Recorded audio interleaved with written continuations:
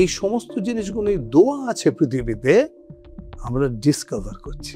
তুমি তাহলে বলছো ইনভেনশন নেই, সবই ডিসকভারি। ইনভেনশন নেই। তোমার স্টারডমের সাথে তোমার ব্যবহারের কোনো সম্পর্ক নেই। শুধু যেই ক্যামেরাটা চালাবি আমি একজন স্টার হয়ে যাবো, অ্যাক্ট করি আমি, যাত্রার মতো অ্যাক্টিং করে বলে লোকে। যাত্রাটাকে আমি নিয়েছি, 100% নিয়েছি। আমি একেবারেই বলবো না কোনো জিনিস ডিনাই করছি না, কিন্তু কিছু কিছু ছবির জন্য নিয়েছি। বাড়িওলি করছি তখন ঋতুপর্ণ বলছে, এই দীপু এইটাকে তো চিরঞ্জিত করলো না, কিন্তু ডায়লগটা কিন্তু দীপক করলো। যদি মনে হয় চিরঞ্জিত নয় দীপক, তাহলে দীপক একটা চান্স দাও। ওই ফিল্ডটা তো 1 টাকাও আমি নিইনি পলিটিক্সে, আমার মাইনে নিয়েছি, কিন্তু অন্য কিছু নেই। সেইখানে যদি কেউ কখনো কোনো জিনিসের সন্দেহ প্রকাশ করে আমার অনেস্টি নিয়ে, সে তার সঙ্গে আমি আর ইউজুয়ালি যোগাযোগ রাখি না।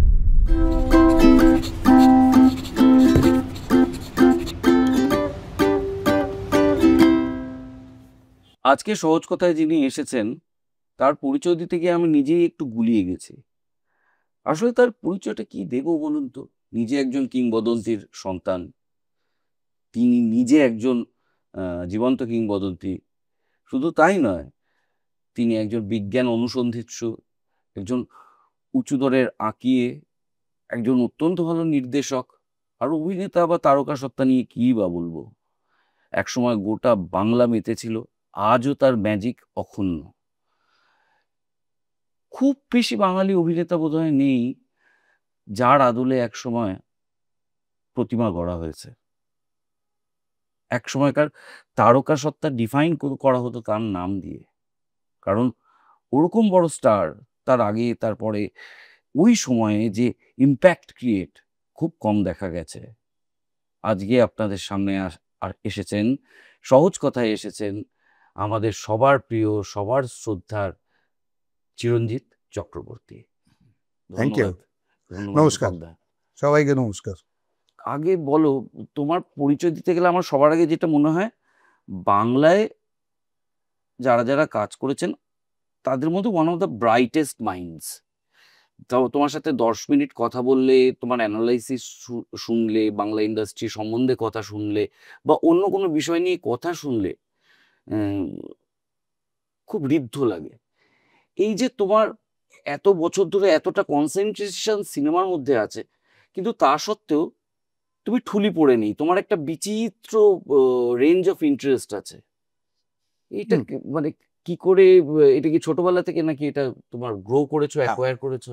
অ্যাকচুয়ালি ছোটবেলা থেকে এটা আমি বড্ড মানে সবসময় বহুমুখী ছিলাম। মানে কোন জিনিসটা, এই জিনিসটা কেন হচ্ছে, প্লাগ লাগালে সুইচটা দিলে আলোটা জ্বলছে, দেখো সুইচটা না দিলে জ্বলছে না।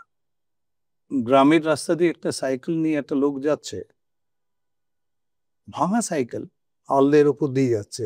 আমরা হয়তো কত যাচ্ছি, বসে আছি কত, হঠাৎ দেখলাম সে দূরে যাচ্ছে, কিন্তু সেখান থেকে লতা মঙ্গেশকর পারফেক্টলি গান গাইছে। আমার মিউজিকটা পারফেক্ট মিউজিক, কোনো কাঁপুনি নেই। ও যতই কাঁপুক না কেন সাইকেল নিয়ে, যাই হোক না কেন, কাছে যখন এলো দেখলাম ওর একটা ভাঙা ট্রানজিস্টার পেছন দিকে বাঁধা আছে, সেইটা চলছে। এই যে সায়েন্সের অ্যাকিউরেসিটা এরকম দারুণ লাগতো। এবার এটা দেখতে দেখতে আবার ভাবতাম যে একটা ফুল কি করে ফুটছে। আমাদের ঢাকুরিয়া যে বাড়ি, প্রথম যেখানে জন্মেছি আমি, সেই বাড়িটার একটু মাটি ছিল বেশ কিছুটা জায়গা, সেখানে অনেক রকম গাছ হতো। তারপরে আমার একটা প্রধান কাজ ছিল একটু ফড়িং ধরবো, তবে স্বপ্নবোধহয় দেখতাম ফড়িং ধরে ধরে তার লেজে সুতো বাঁধবো, বেঁধে অনেক যখন হয়ে যাবে তখন হয়তো আমি উড়তে পারবো, কারণ এরা কখনো বসছে না, এরকম উড়ে উড়ে উড়ে উড়ে বেড়ায়। কিন্তু স্ট্রেট লাইনটা ফড়িংকে কখনো উঠতে দেখিনি আমি। এখান থেকে ওখানে যেমন একটা চিল যায়, অন্য পাখি যায়, ফড়িং কোনোদিন স্ট্রেট লাইনে যায় না, এরম যায় এরম যায়। সেটা খুব রিস্কি মনে হয়েছিল আমার। যদি আমি উড়ির সঙ্গে, তাহলে ও যে কোন দিকে কে যাবে আমি বুঝতে পারবো না। কিন্তু ফড়িং আমার খুব প্রিয়, মানে প্রজাপতির থেকে ওদের ফড়িং আরো বেশি প্রিয়, কারণ ওর এই ট্রান্সপারেন্সির জন্য। প্রজাপতির একটা রং থাকে। পরে অবশ্য অনেক ছবি দেখেছি তাদের প্রজাপতিরও ট্রান্সপারেন্ট প্রজাপতিও দেখেছি, আছে পৃথিবীতে, আমি দেখিনি। তো এদের শুরু, এদের তোলা, এগুলো আবার কোনো সময় মনে হতো, আমি পড়লাম যখন, যে মোটামুটি কোনো অ্যানিমেলই কালার দেখতে পায় না, কেউ একটা গ্রেইশ দেখে, কেউ ব্লুইশ দেখে, এবং খুব পারফেক্ট দেখে না কেউ। সাপ তো দেখতেই পায় না, কিন্তু চোখ আছে ওর, ও সবটাই কিন্তু ফিল করে, ফিলিং Vibe, vibration. কানেও শোনে না কিছু, ভাইব্রেশন ফিল করে। তো তাদের যদি এত কাণ্ড হয়, তাহলে পাখিও যদি না দেখতে পায় কালার, তাহলে এত রঙের ফুল কেন ফোটে রে? এত বিচিত্র ফুল এই যে পেছনে আমি এঁকেছি, অজস্র ফুল, অজস্র রং, অজস্র চেহারা, মোহিত করার জন্যই তো টেনে আনবে। এসে ওই যে আমাদের যে পরাগ সংযোগের সার্কেলটা চলবে, সেইভাবে সৃষ্টি হবে। কিন্তু সে নাকি কালারই দেখে না, কালার ব্লাইন্ড তারা। কি রে ভাই, যে কালার ব্লাইন্ড তার জন্য ভগবান তৈরি করছেন কালারের মানে সম্ভার, আমরা দেখতে পাচ্ছি, একমাত্র মানুষ দেখতে পায়। কিন্তু অদ্ভুত ব্যাপারটা না, এটা কি মিস করে দিয়ে দিচ্ছেন আমাদের জন্য, নাকি সবই আমাদের ফেভারে? আমরা বড় প্রিয় হয়তো ঈশ্বরের কাজে, এখানে ঈশ্বরকে অ্যাভয়েড করতে পারছি না। যেমন আমি সায়েন্সের কথা বলছিলাম, যে একটা রেডিও কি করে চলে, বম্বেতে বাজছে, সেটা কি দিয়ে আসছে, এসে ওর ভেতর চলে যাচ্ছে, ঢুকে গিয়ে ওখানে বাজছে, পারফেক্টলি বাজছে, কোনো লয় ভাঙছে না। ও যতই হোঁচট খাক, যাই হোক, লাফাক, এই হোক, সাইকেল দাঁড় করাক, তাও একই বাজছে, নিখুঁত বাজছে। ঘড়ি খুব ইম্পর্টেন্ট, ঘড়িটা আমার কাছে খুব ইম্পর্টেন্ট লাগে। ঘড়িতে একটা সময়কে বেঁধে দিয়েছি আমরা, কিন্তু তাই কি বেঁধেছি না, অনেক আগে থেকে সূর্যর উদয় আর অস্ত দিয়ে ঘড়ি তৈরি ছিল। তখন আমার একটা সময় মনে হলো, ছেলেবেলা যখন প্রিয় সায়েন্সের ছেলে, আমি যখন সায়েন্স পড়ছি, ফিজিক্স পড়ছি, তখন বারবার আমার মনে হতো যে আমরা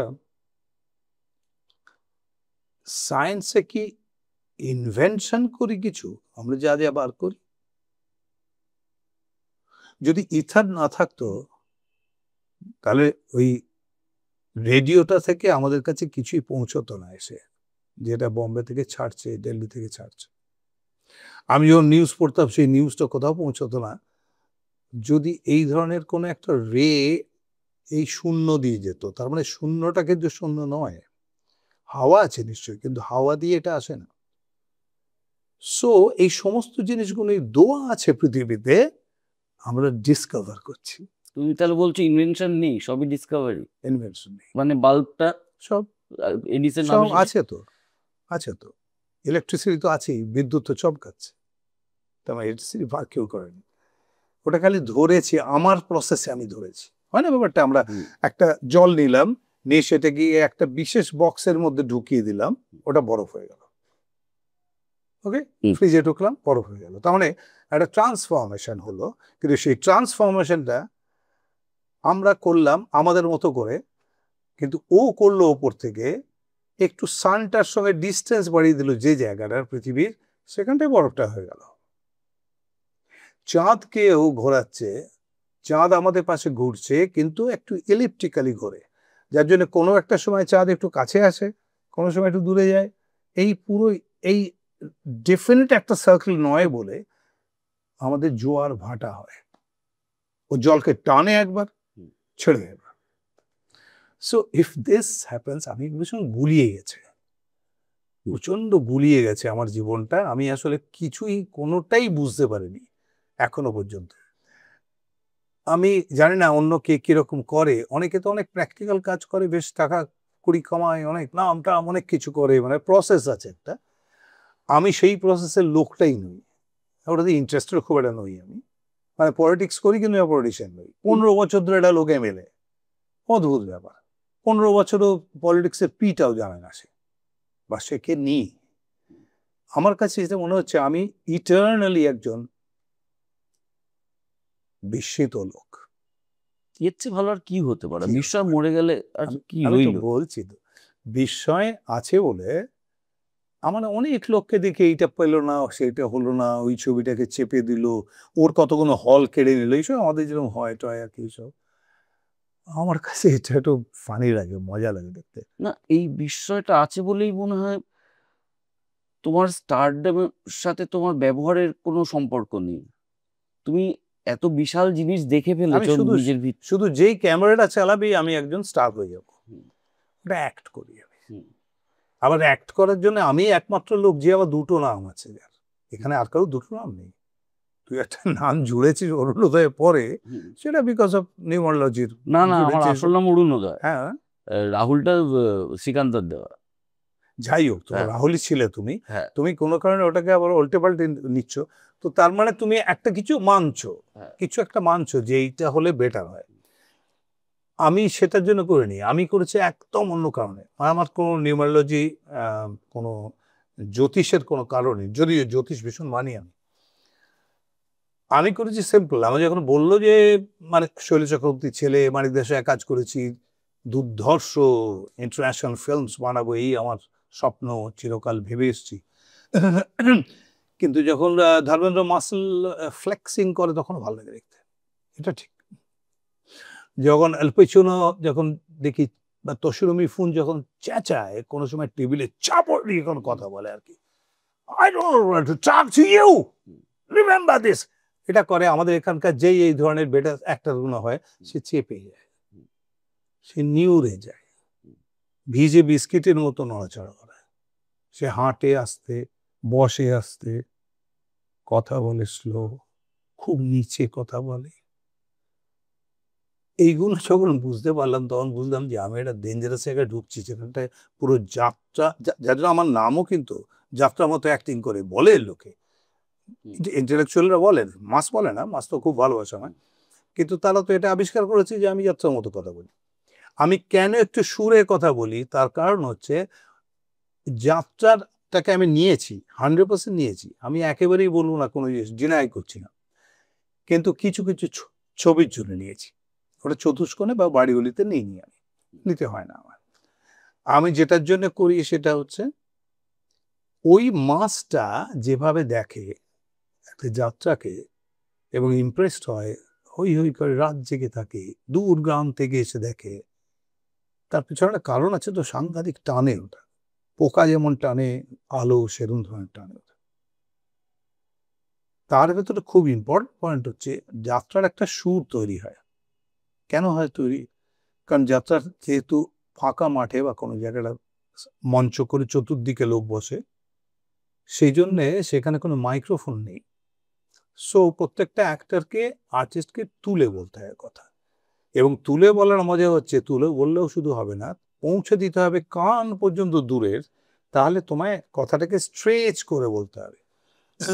যেমন ধরো আমাদের পাড়ায়, ঢাকুরিয়া পাড়ায় সামনে বস্তিতে একটা রঞ্জিত বলে ছেলে ছিল, সে প্রায় হারিয়ে যেত, আর দুপুরবেলা মা চিৎকার করে তাকে ডাকতো। তো যখন ডাকতো, ও রঞ্জিত, রঞ্জিত ফিরে আয় বাবা, তারপরে যখন আসছে না তখন আবার একটু নামটা পাল্টে যেত, কারণ টানতে সুবিধা হয় বলে, তখন ওরে রঞ্জিতা, রঞ্জিতা হয়ে গেল, তাতে রঞ্জিত কেটে যাচ্ছে, ওটা তা দিলে স্ট্রেচ করছে, রঞ্জিতা, রঞ্জিতা, এটা আমরা শুনতে পেতাম রোজ। সেইটা আমি পরে যাত্রা করতে গিয়ে আমার মনে হলো যে এইটা করতে গিয়ে, এই লোকগুলোর কাছে পৌঁছতে গিয়ে, মানে আমি তো ভালোবাসি, বিশ্বাস করো, আমি পৃথিবীতে আর কাউকে ভালোবাসি না, শুধুমাত্র তোমায় ভালোবাসি, এটা যাত্রা চলবে না তো, তার যাত্রার মতো গ্রামায় বলতে হবে, তাহলে শোনাতে হবে তো। সেইটা করতে গিয়ে দেখা গেল যে সব কথাগুলোকে স্ট্রেচ করতে হচ্ছে, মা ঢুকতে হচ্ছে মার কাছে, মা বলা যাচ্ছে না। তো এই যে বিরাট ডিফারেন্স আছে এইগুলো, সেগুলো নিয়ে আমি খেলেছি, খেলতে খেলতে মনে হচ্ছে এটা খুব ভালো। আর যখন ওদের জন্যই আমি ফিল্মগুলো করছি, যে ফিল্মগুলো, এ রক্তাক্ত আকাশ, আমি লালে লাল করে দেবো যখন বলছি, ড্রামাটা বলছি, আর ক্ল্যাপ করছে, ফিল্মেও তাই। মশাল করছি এখন, তখন ওইভাবে ডিসক্রাইব করছি যে এইরকম একটা ট্রাবল দিয়েছে, ওকে মেরেছে, তাহলে আমি কি করব দেখ, তখন ওইভাবে আমি করেছি, আসলে সাংঘাতিক নিয়েছে, আই বিকেম নাম্বার 1। মজা, এটা খেলা, এর ভেতরে কোনো জেলাসি নেই, এ নেই, অমুক নেই, তমুক কিচ্ছু নেই, জাস্ট মজা। তো সেটা করে দেখলাম এরকম হয়ে যাওয়া যায়। আবার যখন আমি বাড়িওলি করছি তখন ঋতুপর্ণ বলছে, এই দীপু, এইটা কিন্তু চিরঞ্জিত করলো না, কিন্তু ডায়লগটা কিন্তু দীপক করলো। হ্যাঁ, এটা দীপকের হচ্ছে, এটা ছবিটা দীপকের ছবি, চিরঞ্জিতের ছবি না। তো তুমি একটা কাজ করো, যদি মনে হয় চিরঞ্জিত নয় দীপক, তাহলে দীপক একটা চান্স দাও। দীপক অনেক দিন ধরে চাইছে একটা চান্স, যদি দেখো যে নিউ কামার দীপক চক্রবর্তী পাঠ করলেন এই ছবিটা, বলে আমার নামটা এই দাও, সেটা হয় না, সেটা কি হবে, এটা হবে তো বিক্রি হয় না, চিরঞ্জিত বিক্রি হয় তো রাজি হবে না আমার সঙ্গে, যে প্রডিউসার ওরা এক্সিবিটার রাজি হবে যে তোমায় দেখবে তুমি পাঠ করছো, অথচ নামটা হবে দীপক, হবে না। সেম জিনিসটা করলো আমার চতুর্থনের সময়, ও বাবা বলে এটা কিন্তু দীপকদা করেছে, ও যেমন বলে আর কি, বললো আমাকে হ্যালো তারা দিয়ে দেয়, দীপক চক্রবর্তী দিয়ে দেয় না, একবার দে না ভাই, ওর লোকটাকে একটা চান্স দে, জীবনে একটাও চান্স পায়নি, না সেটা হবে না, সেটা হবে না, ওর যেন নামটা চিরঞ্জিত থাকবে, বিকজ সেলেবল। তাহলে সেলেবলটা হলো কি করে, ওই যে আপনার ডায়ালেক্ট বলে ধরা যাক, আর এখানে এসে অন্য পাঠ করছে, সে অন্য পাঠ করছে, এবং সেখানে Most natural লোকে করছে। হই হই করে গ্রহণ করছে, মাথায় তুলে কিন্তু নিচ্ছে। শহর, হ্যাঁ, একটা খুব মজার এক্সপেরিমেন্ট বলি। আমি গেছি রায়দিঘিতে, দেবশ্রী তখনও আছে, সেকেন্ড টার্ম দাঁড়াচ্ছে, সেকেন্ড বারে, ও 10 বছর করেছিল, তারপরে ওকে দেয়নি, ও এই বিজেপি চলে যাবে এইসব নাম হচ্ছিল। সেই সময় গেছি, ও ক্যাম্পেইন করতে গেছি, মানে আমার ক্যাম্পেইন হয়ে গেছে, আমি ওখানে গেছি। তো আমি আগে পৌঁছেছি, ফলে দুটো ছিল, একটা মিটিং করে সেকেন্ড মিটিংটা যাবো আর কি। তার মধ্যে ও আবার নয়না গিয়ে পৌঁছেছে, কিন্তু ওরা একটু লেটে পৌঁছেছে, আমার পরে পৌঁছেছে, মানে আমি ওদের মিট করছি না। তারপরে ওখান থেকে বেরিয়ে আমি আবার চলে গেলাম গিয়ে একটা 5 মাথা মোড়, চৌমাথাও নয়, মানে একটা এদিকে রাস্তা গেছে, একটা এদিকে গেছে, এদিকে 3টে গেছে, এর মানে জয়েন্টেতে স্টেজ করে দিচ্ছে বড়। আমি উঠে গেলে অ্যাজ ইউজুয়াল যেটা আমাদের পলিটিক্যাল যে বক্তৃতারা যেভাবে দিতে হয় সেটা দিলাম, কিন্তু ঢেকি তো সেই স্বর্গে গিয়ে ধান ভাঙতেই হবে আমাকে, কাজে মেন উদ্দেশ্যটা তো ওরা চিরঞ্জিতকে দিয়ে ডায়ালগ বলার, এটাই তাদের উদ্দেশ্য, ওই করেই এসছে তারা, ওখানে এসছে অসংখ্য লোক, মানে সম্ভবত আমি এত লোক কোথাও দেখিনি, হয়তো 60-70 হাজার লোক হয়ে গেছে, মানে এরম এরম এরম এরম চলে গেছে, যে নতুন বাড়ি হচ্ছে সেইগুলোর ছাদে তাদের আমি মাইক নিয়ে রিকোয়েস্ট করলাম, এটা বাড়িটা এখনো শেষ হয়নি, খালি কতগুলো পিলের ওপর দেখো 3 তলার ছাদ বানিয়েছে, ওইখানে অত লোক উঠো না, যে কোনো সময় পড়বে, এরকম রিকোয়েস্ট করে নামাচ্ছি, গাছও আছে এখানে একটা বড় গাছ আছে, তাতে আছে। এরকম একটা কন্ডিশনে আমার মনে হয় এটা বেস্ট প্লেস যেখানে আমি আমার এক্সপেরিমেন্টটা করতে পারি। তাহলে আমি আচ্ছা ডায়ালগ তো বলতেই হবে, বলছি। আমি প্রথমে যে ডায়ালগটা বলবো সেটা ছবি, নতুন বেরিয়েছে ছবিটা, খুব ভালো হয়েছে, খুব হিট হয়েছে, কলকাতার দারুণ চলছে, সবাই খুব ভালো বলছে, শুধু তাই না, ওটা ন্যাশনাল অ্যাওয়ার্ড পেয়েছে। সেই ছবিটা থেকে আমি ডায়ালগ বলতে, নাম তো তোমরা জানোই, নাম তো শোনাই হোক, মানে এরকম একটা ইচ্ছে করে বলছি, কিন্তু আমি জানি যে শোনানি, চতুষ্কোণ শুনেছ? ভাবতে পারবি না, ওই 40-50 হাজার হচ্ছি, সেই লোকটা না হঠাৎ নিস্তব্ধ হয়ে গেল, মানে ঠিক যেভাবে ধোনি আউট হলে হয় মাঠটা, এত শ্মশান, পুরো শ্মশানের চেহারা, সব তাকিয়ে আছে কিন্তু আওয়াজ নেই। এখন তুমি কি দেখেছো এই চতুষ্কোণ দেখেছো? এখনো দুর্গাপুরে আমি গেছিলাম কদিন আগে, চলছে, আমি আর সৃজিত গেলাম, কোনো উত্তর নেই। আমি তার ডায়ালগটা বলবো, কোনো উত্তর নেই। তারপর তোমরা সিরিয়াসলি দেখোনি? একটা ছেলে সামনে থেকে বললো, হ্যাঁ গুরু দেখিনি, আমাদের এখানে হলও তো নেই। কটা হল ছিল? 3টে হল ছিল, সব বন্ধ হয়েছে। আচ্ছা তাহলে বলবো না ডায়ালগটা, বলবো না বললেও কেউ কিছু বলছে না, অদ্ভুত ব্যাপার, মানে সেই ডিসিশন নিতে পারছে না। সো তাহলে কি করবো, তাহলে কেঁচো খুঁড় থেকে উঠে বলি, আরে পুই যেটা ফুস হয়ে গেছিল সেটা শাম এরকম হয়ে গেল। এটা একটা ছিল, ভিডিও ছিল আমার কাছে, একদম দেখার মতো জিনিস ছিল। এবার অ্যাজ ইউজুয়াল আমার ডায়ালগুলো বলতে আরম্ভ করলো, আর মোস্ট কোভেটেড যেটা সবচেয়ে বিখ্যাত, কোনো বাংলা চরিত্র যেটা হয়নি সেটা হচ্ছে নিউ ইয়র্কের বাঙালিও জানে, ব্রাসেলসেও জানে, দেখলাম দিল্লি বোম্বেতে সব জায়গায় জানে, বউ হারালে বললেই বাকিটা বলে দেয় ওরা, এরকম পপুলার আজ পর্যন্ত কোনো ডায়ালগ হয়নি, কেন হয়নি কে কে জানে, মানে উত্তম দার নয়, মিঠুনের গুলো নয়, মানে কোনোটাই এখন হয়তো এই একটা অদ্ভুত ডায়ালগ, আমারও অন্য গুলো নয় এত, এইটা। তাতেও আমার একটা প্রশ্ন আছে বা ভেবে দেখেছি কেন এটা হলো, এরকম কেন হলো, আরে 14 বছরের ছেলে একটা পানের দোকানে বলে দিচ্ছে, আর একজন অত্যন্ত সফিস্টিকেটেড মহিলা সে আমেরিকায় বসে নিউ ইয়র্কেও বলে দিচ্ছে ডায়ালগ।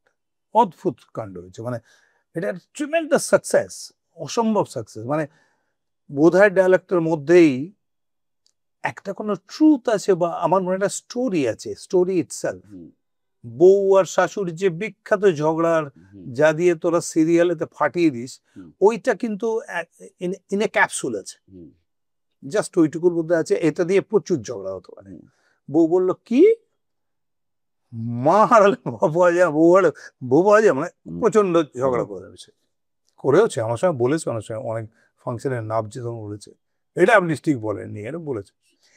তো এইটা হচ্ছে শেষ ডায়ালগ বলি আমি, তারপরে ভেদের মেয়ে জ্যোৎস্নার একটু গান গাইতে হয় 4 লাইন। তার মানে এগুলো হচ্ছে একেবারে সাংঘাতিক পপুলার, রক্তে বসে যাওয়া। রক্তে বসে যাওয়া। আর একটা মজা আছে আমার, যেটার জন্য আমি ক্রেডিট নিতে পারি, সেটা হচ্ছে এটা তো আমার একটা লেখা ডায়ালগ, ঠিক আছে, বলেছিলাম ছবি সুপারহিট হয়েছিল, তারপরে মর্যাদা, তারপরে এটা লেগে গেছে, তারপরে এটা কি করে হয়েছে না, সবাই তোরা বলতে আরম্ভ করেছিস, আমরা তুইও বোধহয় বলেছিস, সবাই বলেছে, সবাই বলেছে, যত লোক আছে স্ট্যান্ড আপ কমেডি করে সবাই বলেছে। এটার অদ্ভুত ঘটনা না, প্রত্যেকে বলেছে, মানে এরা তো কয়েকজন তো মিরফির তো ওটা করে খেয়েছে। হ্যাঁ হ্যাঁ। আরেকটা তো মাঝখানে পরীক্ষা যেবার কঠিন হলো, সেটা হচ্ছে আজ আমি পরীক্ষা দেবো না মা, পরীক্ষা তুই দিবি। আমি আমারটা, হ্যাঁ আমি যেটা বলছি, আর আমি ওটা হচ্ছে না, কিন্তু এটার মতো ইউনিভার্সাল অদ্ভুত, এটা কখনোই, এটা আবার উল্টে দিলাম আমি।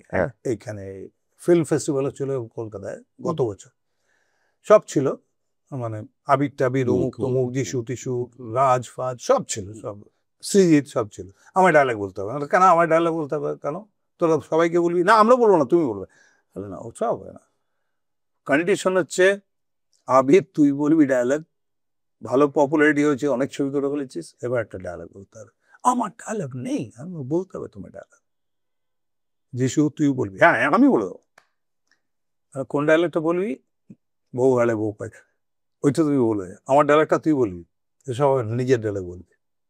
এবারে দুজনের ডায়লগগুলো বললো, তাহলে হাততালি হলো, সব হলো, এবার বললো এবার তুমি গেলো, আচ্ছা এবার বলবো আমি, বলে উঠে মাইকটা নিলাম, এই যে বললাম, দেখলাম পুরো রিভার্ব দেওয়া আছে, হলো সুভাষ, আমি যেন একটু গল্পটা বলি যে, মানে অনেকদিন আগের ছবি তো অত দেখ মনে নেই, রিকল পয়েন্ট দিয়ে একটু রিক্যাপ করাই আর কি, যে মাকে জন্য ভাই এসছে নিতে, ওর বউ ওকে পেছন থেকে বলে যাচ্ছে, সেই জন্য মাকে অপমান করেছে, মা কাঁদছে, তখন আমি ওকে থামানোর জন্য ডাক্তার বলেছিলাম, সুভাষ বউ হারলে বউ পাওয়া যায় রে, কিন্তু মা হারলে মা পাওয়া যায় না, এর মধ্যে একটা কি সালা জুড়ে দিয়েছে, কত কিছু ডেভেলপমেন্ট হয়েছে ধরে কিছু হয়েছে আর কি। তো সেইটা বললাম, ফাটিয়ে হাতটা নিল, আজও গত বছরও এইখানে রবীন্দ্র সদন চত্বরে, তখন চিৎকার করছে যিশু, এখান থেকে হবে না, বেআইনি খেলা হচ্ছে। কিসের বেআইনি খেলা হচ্ছে, তুমি মাইক ধরে ডায়লগ বলবে আর রিভার্ব দিয়ে দেবে ও, তাহলে আমি কি বলেছি ওকে, না বলো না, কিন্তু তো দিয়েছে, কত ভালো লেগেছে তোমার ডায়লগ শুনতে, আমাদেরটা শুনতে ভালো লাগেনি, তাহলে এটা মজা দেখ, আমি কোনো স্টার ফান নই, কিন্তু এই ডায়লগটা না সুপারস্টার, এই ডায়লগটা আসছে বললেই ও রিভার্ব টিভার্ব সব রেডি হয়ে যায়, মানে ওরা নিজেরই দিয়ে দেবে এটাকে, এটা মানলো ওরা। কিন্তু আমি যেটা বলেছিলাম তখন ডায়লগটা উল্টে দিয়েছিলাম, ডায়লগটা সেম হাততালিতে পেলাম, ডায়লগটা কেউ খেয়াল করলো না, আমি বললাম মা হারলে মা পাওয়া যায় রে, কিন্তু বউ হারলে বউ পাওয়া যায় না, এরা এখান থেকে বললো ভুল ভুল ভুল ভুল, পুরো হাততালিটা হয়ে গেছে, কিন্তু তাহলে কি করে আপনার হাততালি দিলে, আমি তো উল্টো বলেছি ডায়লগটা, মানে আই প্লে, জাস্ট প্লে করি। স্টেজটা আমার জায়গা, তুই 60 মিনিট 70 মিনিট থাকি আমি stage। আমি তো আসবো, তোমার তো একটা দীর্ঘ সময় তুমি মানে যে থিয়েটারটা আজকে উঠে গেছে বলে আমাদের খুব দুঃখ, বোর্ড থিয়েটার, সেটাতেও রাজত্ব করেছো। হ্যাঁ, তুমি তো শুধু সিনেমায় আটকে থাকোনি, সেই প্রসঙ্গে আমার আশার আছে। আমি তুমি বলছি তো সেই চ্যালেঞ্জ নিয়ে হাউসফুল হ্যাঁ না, আমি করিয়েছিলে। বলছি ওইটা বলতে গিয়ে আমি বললাম যে আসলে আমি কি করেছি আপনারা শোনেননি, কথাটা এই বলেছি, উল্টো বলেছি। এটা কেন বলেছি সেটাও বলছি। আমার এক বন্ধু এসে এটাও বানিয়েছে, আমার এক বন্ধু এসে আমি একদিন বললো যে তুই কিন্তু পুরো ভুল ডায়ালগটার উপরে হাততালি বাস। আর কেন?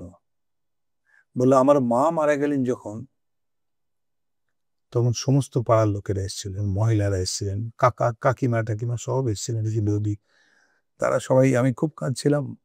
মা একমাত্র ছেলে আমি, মারা গেছে, হাউ হাউ করে কাঁদছিলাম। তো আমায় তুলে নিয়ে তারা কোলে নিয়ে মাথা রেখে হচ্ছে এত কেঁদো না, কোনো মানুষই চিরকাল থাকে না। তো সেই কান্নাকাটির সময় তারা সব বলে যা যা তোমার মা করতেন তুমি বলো না, আমরা আছি তো সবাই, আমরা সবাই তোমার মা, করে দেবো। তো সেটা তো হলো, তারা তো সত্যি আমায় রান্না করে দিলেন, মা পাঠিয়ে দিতেন রান্না মার মতো। তারপরে হঠাৎই কোভিডে বউ যখন মারা গেল, তখন আমি আরো কাঁদছি। প্রেম করেছি, বিয়ে হয়েছে, এত কষ্ট হয়েছে, আমি কাঁদছি, হাউ হাউ করে কাঁদছি। কিন্তু মুশকিলটা হচ্ছে পাড়ার একটা বউ আসছে না, কেউ সান্ত্বনা দিতে আসছে না, কেউ এসে আমায় বলছে না। আমি বারান্দায় গিয়ে দেখছি আসছে কিনা, তাও না, তাও কাঁদছি, আরো জোরে কাঁদছি, তাও আসছে না। আমি দেখছি অদ্ভুত, কেউ এসে আমায় বলছে না যে তোমার বউ যা যা করতো আমরা তাই করব। কেন এত কষ্ট হচ্ছে? আমরা তো আছি, এতজন আছি, একটা বউ এলো না, এই কথাটা বললো না। এইটা আমার বলার পর আমি বললো সত্যি তুমি উল্টো বলছি, বউ পাওয়া যায় না, মা অনেক পাওয়া যায়। সেই জন্য এটা বললাম, আর তাতে তো পুরো ফেটে গেল। এখানে সৃজিত হেসে হেসে দম বন্ধ হয়ে গেল। তারপরে এখানে এরকম সব হয়। তো ইটস এ গেম, পালস বোঝা। জীবন মজার। হ্যাঁ, জীবন মজার, যদি পজিটিভ খেলতে পারো যে কোনো জিনিসে, তাহলে কোনো চাপ নেই। আমার কোনো চাপ নেই। একটা একটা আর্টিস্ট, সে কোনো সময় সুপারস্টার ছিল, হয়তো 1 নম্বরও ছিল, সেই লোকটা তুই ভাবতে পারছিস, যেহেতু আমি অ্যাক্টিং করতে চাইনি, যেহেতু আমি ডিরেক্টর হতে চেয়েছি, সেই জন্য যেহেতু অ্যাক্টিং থেকে দূরে সরিয়ে রাখতে চাইছি আমি, সেই জন্যে প্রথম কথা আমার নামটা পাল্টে দিয়েছি। কারণ এই জঘন্য জঘন্য বাংলা ছবিতে পাঠ করব আর আমার লোকে আমায় বলবে যে এত খারাপ একজন অ্যাক্টর, এই লোকটা খুব বাজে, আমি বাড়ি ভাড়া পায় না এখানকার অ্যাক্টররা। সেইটার থেকে বেটার হচ্ছে আমি যখন ভালো ছবি বানাবো নিজে, যেটা আমার অ্যাম্বিশন, সে তখন দীপক বানাবে। আদারওয়াইজ কি হচ্ছে, একটা পার্সনিফিকেশন হয়ে যায়, বায়াসনেস। তুমি এটাকে খারাপ ছবি ভেবেই করতে। হ্যাঁ, কিন্তু আরে যে লোকটা, তুমি যে লোকটা অত মাইজদের সঙ্গে কাজ কনভিকশনের করে, সাথে, না সেটা তো, সেই প্রসঙ্গ তো আসবো। That's a very important point. এটা এটা অনেককে বলে থাকি আমি, মানে কিন্তু প্রতীকের ডায়লগ উইদাউট কনভিকশন তো বলা সম্ভব না। হ্যাঁ, কিন্তু আমি বলছি এটা মজার জিনিস, আমার একটা সুইচ আছে, হুম। ওটা হচ্ছে চিরঞ্জিত আর দীপকের সুইচ। এই দীপক থেকে চিরঞ্জিত সুইচ করা, এইটা আমার একটা অদ্ভুত অভ্যেস, খুব ন্যাচারালি আসে। সেটা আমি তৈরি করেছি নিজে থেকে, ভেতর থেকে, যার জন্য নামটাকে পাল্টে দিয়েছি আমি। আমি মানে সমরেশ বোসের মতো, সুনীল গাঙ্গুলির মতো, নীললোহিত, মানে এইগুলোকে প্রথম থেকেই আমার মাথায় চলে, যেহেতু আমি নীললোহিতের চোখ ইলাস্ট্রেশনও করতাম, তো ওটার সঙ্গে খুব জড়িত ছিলাম আমি, সব লেখাগুলোই পড়তাম তখন। সেইটাতে আমার মনে হয়েছিল যদি একবার এরম হয়, তাহলে কোনো কারণে ধরা যাক কথার মতো বলি জিতেন্দ্র, সে একটা দুর্দান্ত ছবি বানালো, পথের পাঁচালীর মতো, কথা বলতো যে কোমল গান্ধারের মতো একটা ছবি কিছু বানালো, সুবর্ণরেখা, ওই ছবিটা কিন্তু পাবলিক ওই জায়গাটা দেবে না, মানে কোনো মতেই তুমি রাজি করাতে পারবে না যে এটা ও ও বানিয়েছে। এই জন্যে এটা কল্ড পারসেপশন অফ এনিথিং। মানে ও বাড়িতে, আমি অনেকবার 4বার গেছি, ও বাড়িতে ছিল না, দেখ তুই গিয়ে পাবি না, এই একটা পারসেপশন তৈরি হয়ে যাচ্ছে, মানে পাবি না, এটা আগেই বলে দিচ্ছে। এই যে ঠিক টাইমে কেউ কোনো শো আরম্ভ করে না, ঠিক টাইমে ট্রেন চলে না, মানে এগুলো সব পারসেপশন তৈরি হয়ে গেছে। তাই তুমি ট্রেন যে 6:32 বেরিয়ে যাবে সেটা ভাবতেই পারবে না মানুষ, ভারতবর্ষের মানুষ, এরকম আর কি। তো সেইটা থেকে ভীষণ পারসেপশনের ব্যাপার আছে। যার জন্য একটা ছবি করেছে কেউ, তারও অসম্ভব সুনাম আছে, তাকে কিন্তু লোকে চেনে, কিন্তু চেনে ইন্টেলেকচুয়ালরা, কিন্তু তার অনেক সম্মান। রাজা, ওই রাজা মারা গেল, ওই রাজার ওই যে বানিয়েছিল যেটা রাজা দাশগুপ্ত, রাজা রাজা মৈত্র, মৈত্র, ও যেটা বানিয়েছিল সেটা নিয়ে মানিকদার ছবি করা ছিল আর কি, কিন্তু শব্দকোষ, ওই শব্দকোষ একটি জীবন, তো সেটা ও বানালো, একটা অ্যাওয়ার্ড পেলো এবং নাম হলো। এই জন্য নাম হলো, আর কিছুই হলো না ওর, ধরে নে, নো আদার সাকসেস, কিন্তু রাজা রয়ে গেল। এটা মজা, কোন কোন ক্ষেত্রে হয় এটা। প্রদীপ মুখার্জি সেটা হলো না, মানিকদার ছবিতে কাজ করেও কিন্তু সেই জায়গাটা পেলো না। তো এটা ফেটের উপর ডিপেন্ড করে অনেকটাই, কিন্তু কিছুটা তুমি অপারেট করতে পারছো, ফেটও তোমার ব্রেনকে বলছে। তাই আমি একটা কেঁচো খুঁড়তে সাপ এটাকে ইউজ করলাম, যেটা আমি ঘর জামাই বলে নাটক করছিলাম, সুপারহিট নাটক হয়েছিল স্টারে, সেটা সিনেমা করলাম যখন, তখন কেঁচো খুঁড়তে সাপটাকে নাম দেবো। আমি দেখি ভাবলাম যে সাপ হলো তো যে কোনো একটা জলঢরা ফলঢরা হতে পারে, সেটা ফোনা ফোনা তোলে না, কিন্তু কনসেপ্টটা, কথাটার মানে কি, কথাটার মানে হচ্ছে একটা কেঁচো আঙুল দিয়ে বার করতে গেলাম, ঝাঁচ করে একটা সাপ, সাপ মানে ফোনা তুলতে হবে তাকে, তাহলে তো চমকাবো, বিষাক্ত, বিষাক্ত হতে হবে, ফোনা তুলতে হবে, তবে সাপ, কেঁচো খুঁড়তে গিয়ে সাপ বেরিয়ে পড়লো, মানে এটা তো এই, তাহলে সেই সাপের যেটা মিন করতে চাইছে এই প্রভাবটা, সেখানে তা শুধু সাপ থাকলে ভালো লাগছে, তার থেকে বেটার হোক কেঁচো খুঁড়তে দুটোতেই কে আছে, তো অনুপ্রাস করি, ওটাকে গোখরো না করে কেউটে করলাম, মানে গোখরো করা যায়, কেউটে করলাম, এবার কেঁকু কে হয়ে গেল। এখানে আমি একটু ইন্টারাপ্ট করে ক্যামেরার দিকে তাকিয়ে একটা জিনিস বলে দিতে চাই, এই প্রজন্মের অনেকে হয়তো ভাবতেই পারছে না কেঁচো খুঁড়তে কেউটেতে নতুন কি। আসলে এখন এই কথাটা এমন ভাবে আমাদের জীবনে ঢুকে গেছে, কেঁচো খুঁড়তে কেউটে, আমরা ভাবি যে এটা প্রাচীন প্রবাদ, এইটা কিন্তু প্রাচীন প্রবাদ নয়, কেঁচো খুঁড়তে সাপ, এটা কিন্তু কেঁচো খুঁড়তে কেউটে প্রবাদের পরিবর্তনটা কিন্তু credit goes to this man. এটাই আমি বলতে চাইছি, আমার জীবনে যদি কোনো একটুখানি, এখন এই প্রজন্ম কিন্তু কেঁচো খুঁড়তে কেউটেই বেশি জানে। আরে পরমেশে সেদিন আমার কাছে বসে বলছে, আমরা কেঁচো করতে সাপ, তুই জানিস একটা প্রভাব আছে না, কেঁচো করতে কেউটে, আমায় কারেকশন করাচ্ছে, তুইও জানিস না, কেন, কি ভুল বলছি কি, এরকম হয়েছে। আনন্দভাই তার হেডলাইন করে কেঁচো করতে কেউটে বেরিয়ে পড়লো বলে, পলিটিক্যাল নিউজে, এখানে বলে পর্যন্ত, এবিপিতে বলে দেখেছি। তো এটাই প্রজন্মটা লজ্জ হয়ে গেছে। হ্যাঁ, তো আমার যদি কন্ট্রিবিউশন, কিন্তু ওই অ্যাডভার্টাইজিং এর ওই স্মার্টনেসটা, কেখুকে একটা বিশাল পোস্টার, কেন কেখুকে মানে কি, কেখুকে আসছে হাম্বার মতো নাকি, হ্যাঁ হ্যাঁ, এবং লোকে অবাক হয়ে গেছে যে একটা সিনেমার পোস্টার, আমার এই অ্যাডভার্টাইজিং জিনিয়াস তো কি তোমার মাথায়, হ্যাঁ আমার যেমন ছিল না ঘ্যাঙ্গা সুর, হ্যাঁ এই ধরনের একটা ব্যাপার মাথায় ঘুরতো, তো সেইগুলো সব পড়ে উপেন্দ্র কিশোর পড়ে মনে হয় দেওয়া যায়, একটা কেঁকু কে করে দেওয়া যায়, দেখা যায়। আর ইংরেজিতে হলে খুব মজা, কে দিয়ে 3টেই হচ্ছে, K3, হ্যাঁ, তো ওইটা মজা লাগতো আর কি। তো সেইটা খুব লেগে গেল তখন আর কি, তখন বেরিয়েছিল সেই, ওই সময় হয়েছিল সেই কি তরল সোনা, ধারা ওর একটা বিজ্ঞাপন, ওর একটা কায়দা করে না বলে গলানো সোনা করে দিয়েছে। তো এইসব হয়েছিল, এটাই বোধহয় একমাত্র কন্ট্রিবিউশন আমার থাকবে, আর তো কিছু করিনি ভালো, কাজে আর কিছু থাকবে না, সিরিয়াসলি বলছি।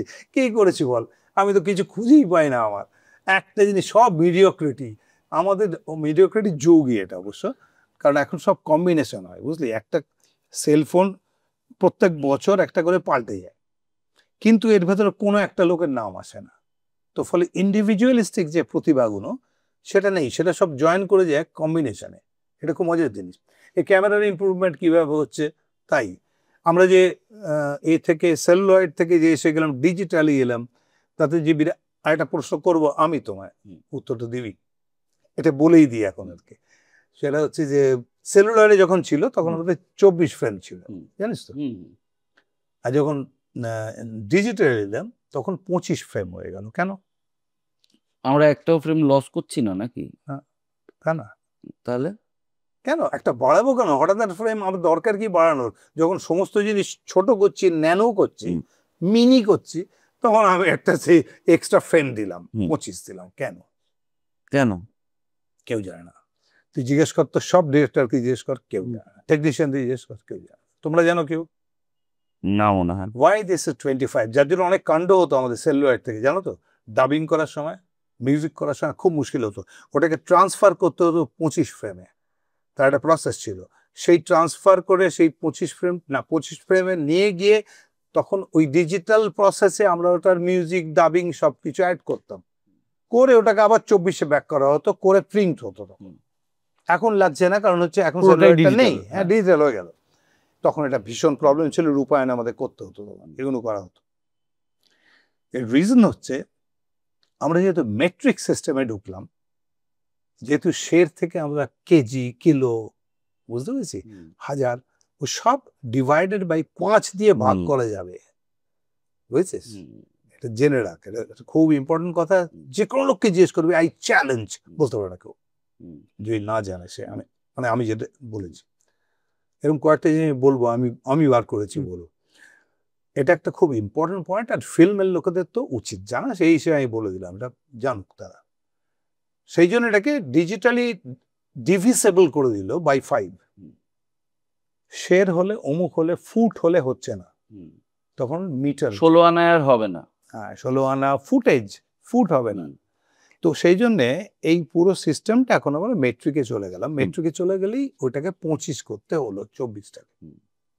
কিন্তু 24 ফ্রেম পারফেক্ট ফ্রেম। 24 ফ্রেম হচ্ছে সেই ফ্রেমটা যেটা বার করা হয়েছিল 19-এ, মানে 24 ফ্রেমটা আরেকটা মজার জিনিস, সেটাও জানিস কিনা আমি জানি না। 24-এর ওপরে বা এই 25-এর ওপরে তুই যত ওপরে যাবি তাতে মুভমেন্টের কোনো অসুবিধা হবে না।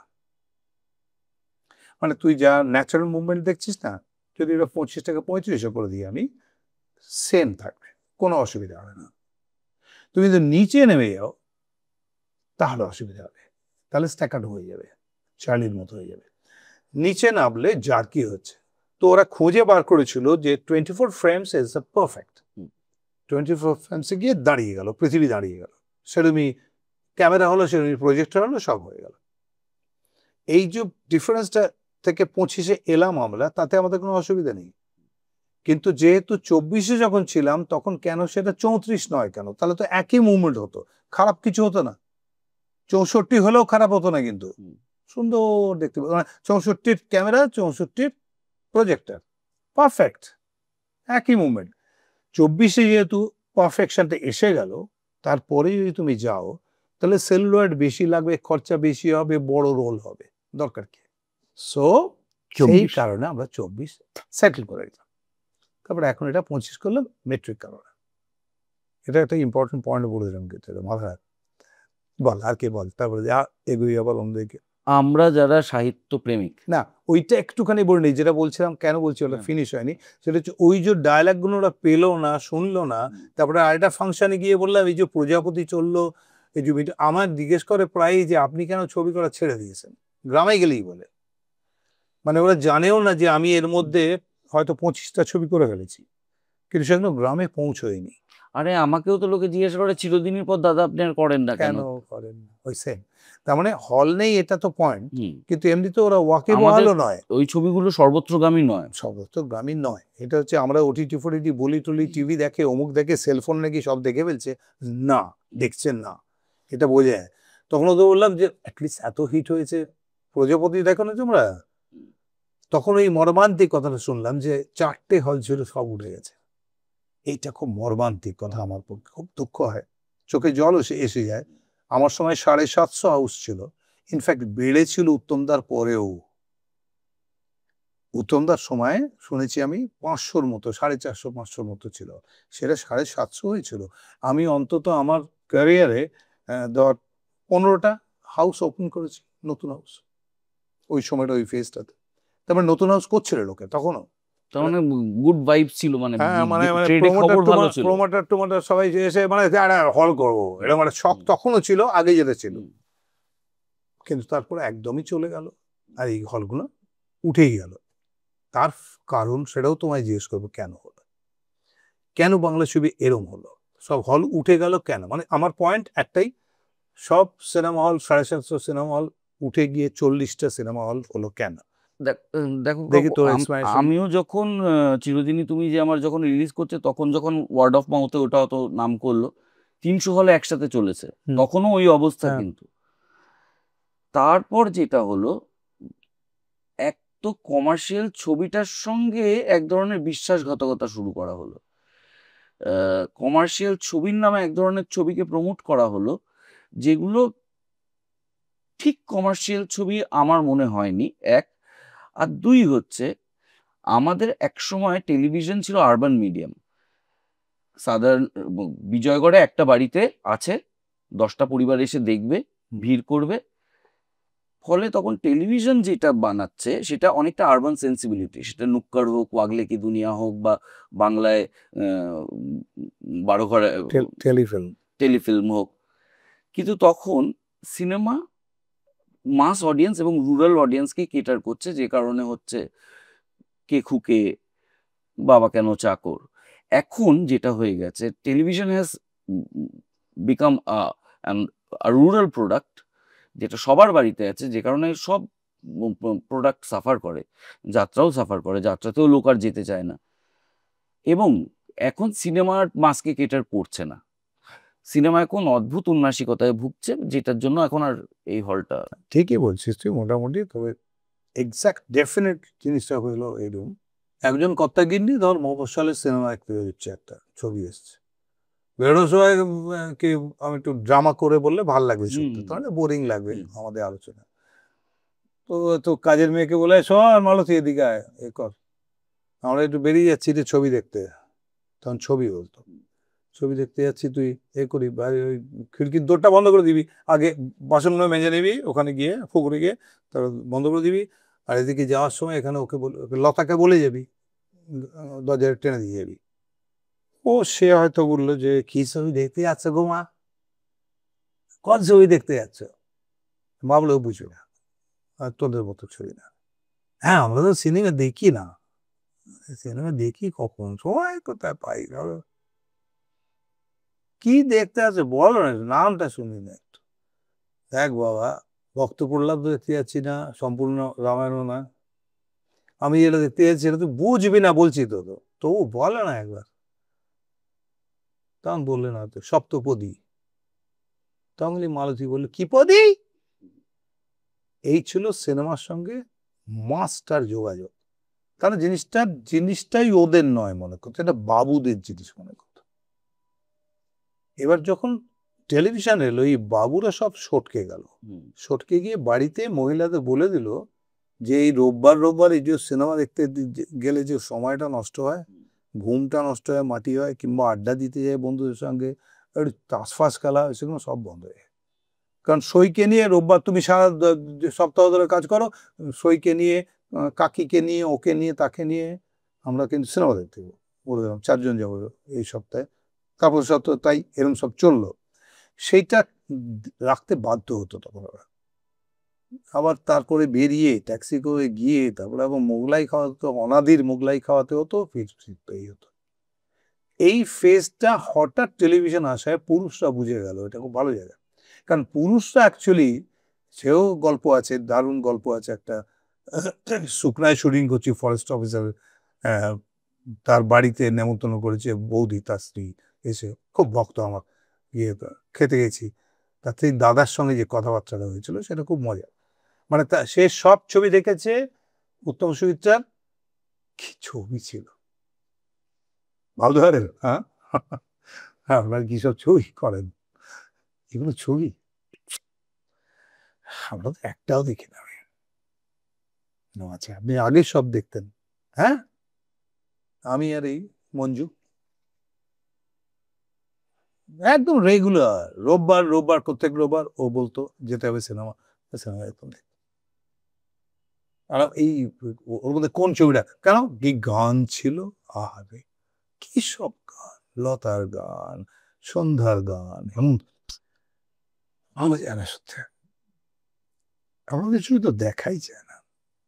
কে বলেছে আপনাদের দেখা যায়, আপনি তো দেখেন না, বলবো দেখেনি নি, তা কি করে বুঝলে যে দেখা যায় না? না না, সব আমরা জানি, কাগজ পড়ে নেন, কাগজ পড়ে দেয়, জঘন্য ছবি। আচ্ছা, কাগজ পড়ে যান মানে আপনার পাঠক দর্শক আপনি, আচ্ছা। তো আপনি কি উত্তম কুমারের কোন ছবিটা মনে আছে বলুন, একটা কোন ছবি? বিপাশা মনে আছে? বিপাশা কি ছবি ছিল, দুর্ধর্ষ ছবিটা। ওর গানগুলো ভাবুন, কি গান। কোন গান আমারও তো মনে পড়ছে না, আমি যে ছোট ছিলাম, ভালো মনে পড়ছে না। কি বলুন তো গানটা, কোন গানটা? ওই যে ওই যে গানটা, আরে মঞ্জু, এবার সবগুলো মঞ্জু হয়ে গেল। ওর গল্প জিজ্ঞেস করলাম মনে পড়লো না, গান জিজ্ঞেস করলাম মনে পড়লো না, তার মধ্যে আমাদের ফিশ ফ্রাই এসে গেছে, একবার দিয়ে আবার চলে গেছে। ফিশ ফ্রাই খেতে আরম্ভ করলো, কারণ আমার কথার উত্তর দেবে না বলে বেশি ফিশ ফ্রাই খেতে আরম্ভ করলো, নিজেই আমারটা খেয়ে নিল। তার মধ্যে বলতে আরম্ভ করলো, তখন বললো যে আমি এটা না, তখন বললো ওই যে গানটা ওইটা, আচ্ছা ওই গানটা। আর গল্পটার লাইনটা কি মনে পড়ছে না আমার, বললাম তো লাইন মনে পড়ছে, মঞ্জু মঞ্জু এসে আবার গল্পের লাইনটা, এটা আপনি দেখেননি, আমার বলছি এতে কি অদ্ভুত করা, এটা দেখেননি, শেষটাতে হলো না, ওইখানে যখন চলে যাচ্ছে, যখন সুইটটা চলে যাচ্ছে, তখন তোমার এখানে বেরিয়ে এলো, ও তো বেশ মুখস্থ করেছে। হ্যালো, আমি একটা কথা বলি, চলে গেছে আবার, আপনাকে একটা কথা বলি আমি সিম্পল, আপনারা আমার ছবি দেখেন না বা আমাদের ছবি দেখেন না, কাজেই জানেন না ভালো না খারাপ। আর আগের ছবি যতগুলো দেখেছেন, সারা সপ্তাহ অফিস করে এসে আপনি ওই সিটে বসে ইন্টারভালের পর থেকে পুরোটা ঘুমিয়েছেন, একটাও ছবি আপনি দেখেননি, আপনি বুকে হাত দিয়ে বলুন, সেটাই ওকে বড় টায়ার্ড হয়ে যেত। ওর কাজ ছিল ওকে নিয়ে গিয়ে বসিয়ে দিয়ে ওদের ঘুমিয়ে পড়া, ফলে ও জানে না কোনো গল্প, কোনো গান মনে নেই, তার কিছু মনে পড়ছে না। সেই লোকগুলো আলটিমেটলি যে সুযোগ পেল, টেলিভিশনে গাদা গাদা ছবি, উত্তম সুচিত্রার ছবি, সবার ছবি ফ্রি, এই সুযোগটা নিয়ে নিল, কাকিমেরাও আটকে গেল, আরে ঘরের মধ্যে ছবি, সিনেমা, আরে দারুণ তো ব্যাপার, সব ভিড় হয়ে গেল, ভিড় হয়ে দেখতে দেখতে আরম্ভ করলো, হ্যাঁ মহাভারত হচ্ছে দেখছে, দারুণ। এই যে ওদের টেনে নিল, হলগুলো খালি হয়ে গেল। হলে তখন আমরা গেছি, গিয়ে দেখেছি, তখন বলছে যে কি করবো, লোকই হয় না, আসেই না লোক, ফিনাইল দেয় না বাথরুমে, ইউরিনালটা ভেঙে গেছে, একটা চেয়ারগুলো ভেঙে গেছে, পাখা গড়ে না, এসি চলে না, মানে জঘন্য অবস্থা হয়েছিল। সেটা তুই জানিস, সেই সময় কত কথা হয়েছে, হল কিভাবে নষ্ট হয়ে যাচ্ছে, তছনছ হয়ে যাচ্ছে, অত্যাচার হয়ে যাচ্ছিল দর্শকের উপর। সো এইখানে প্রথম এরা ঢুকতে আরম্ভ করলো, যখন বাবুরা বেরিয়ে গেল, তখন ওরা এই হলটা খালি পেল। জোরবা দ্য গ্রিক দেখেছিস? জোরবা দ্য গ্রিক, হ্যাঁ, জোরবা দ্য গ্রিকে যেমন ছিল না, যে বুড়ি মরছে বলে আস্তে আস্তে এরকম করে আরশোলার মতো গুটিয়ে গুটিয়ে সিঁড়ি দিয়ে উঠছে, আর মারা যায়নি তখনও চাদরটাকে টানছে, মানে লোভী সাধারণ মানুষ কিভাবে জড়ো হয়, সেরম ভাবে এই লোকগুলো ভয় পেয়ে একদিন দেখতে যায়নি তো, তো সপ্তপদী উচ্চারণই করতে পারে না, জানাই না মানে কি। তারা এবার ঢুকতে আরম্ভ করলো একটু একটু হলে, ঢুকে তারা প্রথম যেটা ফিল করলো, তাদের বাড়িতে একটা চেয়ার নেই, মাটিতে বসে, উবু হয়ে মাটিতে বসে, নাহলে খাট আছে আর চৌকি, এই প্রথম সেটা চেয়ারে বসলো একটা টিকিট কেটে, এবং সেটা আবার রিজার্ভড, জীবনের রিজার্ভেশন বলে কোনো জিনিস এই মানুষটা এই সম্মানটা কোনোদিন পায়নি। সে ঢুকে, তার নাকি একজনকে নিয়ে গিয়ে আবার একটা লোক এলো, এসে লাইট দিয়ে ধরে বললো, দেখি আপনার এটা আপনার সেটা, আমি ওদিকে চলে যান, ওইদিকে বাদিকে ওই 3 নম্বর সিটটা, ওদিকে চলে যান, লোকটাকে তুলে দিল এর জন্যে, তারপর আপনি বসুন, এনে বসুন, এটা আপনার সিট। হয়তো এই লোকটা অনেক বেশি বাবু পোশাক পরে আছে, বাবুদের পোশাক, না কোন লোকটা বলছি, যে তাকে তুললো, যাকে তুললো, হ্যাঁ হতেই পারে, তুললো। আমি এখানে শুনেছি, একে বিজলিতে বসে শুনেছি, ম্যানেজারের ঘরে বসে, মানে সোমনাথ এর ঘরে বসে একজন লোক ঢুকে বলছে, কি সব লোক এনেছেন আপনারা, হ্যাঁ সিনেমা তো দেখাই যায় না, গা দিয়ে গন্ধ বেরোচ্ছে। সে বাবু একজন, চুনোর ধুতি পরে রোববার এসছে একটা ছবি দেখতে, তোর বা তমন সিনারির ছবি বা তোর মিউনারের ছবি দেখতে এসছে এখন, মানে সেই সময় ফেসটাতে পাশে একজন নাকি কে বসে গেছে, মানে এরা তখন ওই বললাম ক্রিপারের মতো এরকম ক্রিপ করে করে আস্তে আস্তে ঢুকতে আরম্ভ করেছে। এবার যখন এরা ঢুকলো, তখন তাদের জন্য ছবি আরম্ভ হলো, এই অঞ্জন চৌধুরী, এই স্বপন শাহ এলো, for the people, by the people, of the people, সবগুলোই ওরাই আর কি। হুম অশিক্ষিত অশিক্ষিত অশিক্ষিত, হুম। খুব মজা। সত্যি তারা ইলিটারেট, তারা পড়াশোনা করার সুযোগই পায়নি। হুম। সেই লোকগুলোর জন্য তাদের মতো ছবি, মানে হালুম করে বাঘ আসবে, বাঘ মৃদুমন্দ পায়ে গুটি গুটি এগিয়ে নিঃশব্দে নিঃসাড়ে, কোনো কথাই বুঝতে পারছে না, নিঃসাড়ে আবার কি কথা, সেরম হবে না। বাঘ আওয়াজ করলো, হালুম করে লাফিয়ে উঠলো। তাহলে ছোটদের যেরকম গল্প হুম। বলি, যে কোনো এডুকেশনিস্টের মতে সারা পৃথিবীর অ্যাভারেজ মানুষের আইকিউ জানিস কত? আমি জানি না। 8 বছরের ছেলের। হ্যাঁ। বুঝলি? আমি জানি 8 বছরের মধ্যে যা ডেভেলপমেন্ট হয় সেটাই সব, হ্যাঁ, তারপর ওইটারই শাখা প্রশাখা বেরোয়। 8 বছরের না, 8 বছরের মতো আইকিউ অ্যাভারেজকে বলা হয়, জনতার বলা হয়। আচ্ছা। তাহলে এরকম হয় নাকি ট্রাম্প এরকম প্রেসিডেন্ট হয় নাকি একটা দেশের সেকেন্ড টাইম? হ্যাঁ, মানে এরকম But- বহু ঘটনা আছে। টেলিভিশন একটা লোক এই দল থেকে ওই দলে যাচ্ছে, ওই দল থেকে ওই দলে ফিরছে, ওখান থেকে ওখানে আবার জিতছে, কি করে যেতে? এ তো ম্যাজিক করতে পারে না। মানে তার মানে লোক কোন এডুকেশন লেভেলটা এমন লেভেলে মাসের, এত কম বোঝে তারা, যে তাদের যেরম যখন বোঝাচ্ছে বুঝে যাচ্ছে। পৃথিবীর অবস্থাটা তো এই করেই হলো ব্যাপারটা, এটা ওরা বুঝে গেল, উপর লোক কোনো পারফেক্ট বুঝে গেল আর কি। মানে ভেড়া করে রাখলো, ভেড়া করে রাখো, তাহলে তুমি রাজা হবে, তাহলে তুমি এই সিংহ। কিন্তু ভেড়া করে রাখতে হবে, ওদের মধ্যে কেউ নেই বাঘ চিতাবাঘ না হয়ে যায়, বড় মোষ ভাল্লুক না হয়, ভেড়া, অল ভেড়া, এটা করে রাখতে হবে। সেই করে এই জায়গাটাকে আস্তে আস্তে ওই ভাঙতে আরম্ভ করলো। এবার এরা ঢুকতে আরম্ভ করলো, এবার আরম্ভ হলো বাবা কেন চাকর, সুপারহিট, শ্বশুরবাড়ি জিন্দাবাদ, সুপারহিট, শত্রু থেকে তোদের শুরু। ছবি সুপারহিট, শত্রু সুপারহিট, প্রথম আরম্ভ হলো বড় করে আর কি। হ্যাঁ, এই একটা ফেজ গেল। এবার এদের কাগজগুলো ইন্টেলেকচুয়ালরা এত গালাগালি করলো, অঞ্জন চৌধুরী ঢুকে কালী ভক্ত করে কালীর ছবি দিয়ে আনন্দবাদ, সেগুলো দেখেছিস কি না? ছোট। তখন দেখিস তুই, বিভৎস সমালোচনা, মানে মানুষ নয় এরম মনে হবে তোর। এরকম কেন করেছিল যারা ব্যবসা দিচ্ছিল? অদ্ভুত ব্যাপার, কেন করেছিল বলছি, এই লোকগুলোকে যদি এটা না করা হয়, এই আমাদের ছবিগুলো যদি কন্ডেম না করা হয়, তাহলে আমার ওই ভদ্রলোকের শিক্ষিত বাড়ির ছেলে মেয়েগুলো আবার সিনেমায় আসতে চাইবে, এই সিনেমায় ওরা ঢুকবে না। কনফার্ম করছে, কে করছে কনফার্ম? বাড়ির বাবুটা করছে না, বাবুরা কাগজ কেনে আর কাগজ ওদের ক্যাটার করবে। সেই জন্য ওরা বলছে জঘন্য ছবি, বউদের বসিয়েছে টিভির সামনে, তো ওদের সাপোর্ট করতে হবে। আর ওই তো পয়সা দিয়ে কাগজটা কেনে, গরিবরা তো কাগজ কেনে না, তাহলে কাগজ তখন ওর সাপোর্টে সাপ্লাই দিচ্ছে।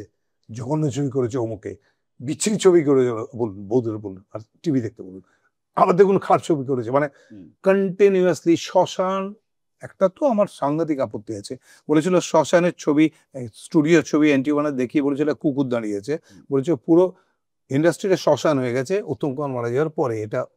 এটা বারবার প্রচার করতে আরম্ভ করলো। সেই ঠিক তখন আমার আর ভিক্টরের প্রতিকার সুপার হিট আছে। তো প্রভাত স্যার, তো ফলে টোটাল মিথ্যে ইন্টেলেকচুয়াল এই গোষ্ঠীটা মিডিয়াটা প্রচার করতে আরম্ভ করলো, যার ফলে সত্যিই ডিজাস্টার হলো। সেটা হচ্ছে, এবং ওরা বলতে আরম্ভ করলো তার মানে ভালো ছবি দেখতে হবে, এইগুলো বুঝতে আরম্ভ করলো। তখন কি হলো, এই যে কৌশিক এরা সবাই, অতনু এরা সবাই যে টেলিফিল্ম করছিল, যে টেলিফিল্মের দর্শক খুব কোয়ালিটি ভালো, দারুণ, কিন্তু কোয়ালিটির দর্শকটা নেই, টিআরপি নেই বলে তো ওঠে, তারা তো আজই চলতো। তো কোনো চ্যানেল কেন করে দেখায় না, তারপর হচ্ছে টিআরপি হয় না, বিজ্ঞাপন আসে না, সেই জন্য এদের সবাইকে ওখান থেকে ছুটি দিয়ে দিল। আর যেই এখান থেকে একটা জায়গা তৈরি করলো, এরা করে বললো ভালো ছবি দেখুন করতে করতে এরা এসে সিনেমায় জয়েন করে গেল, যে চান্সটা ওরা আগে পাচ্ছিল না, অঞ্জন চৌধুরীর জন্য, এদের জন্য, সুজিত ঘোষের জন্য।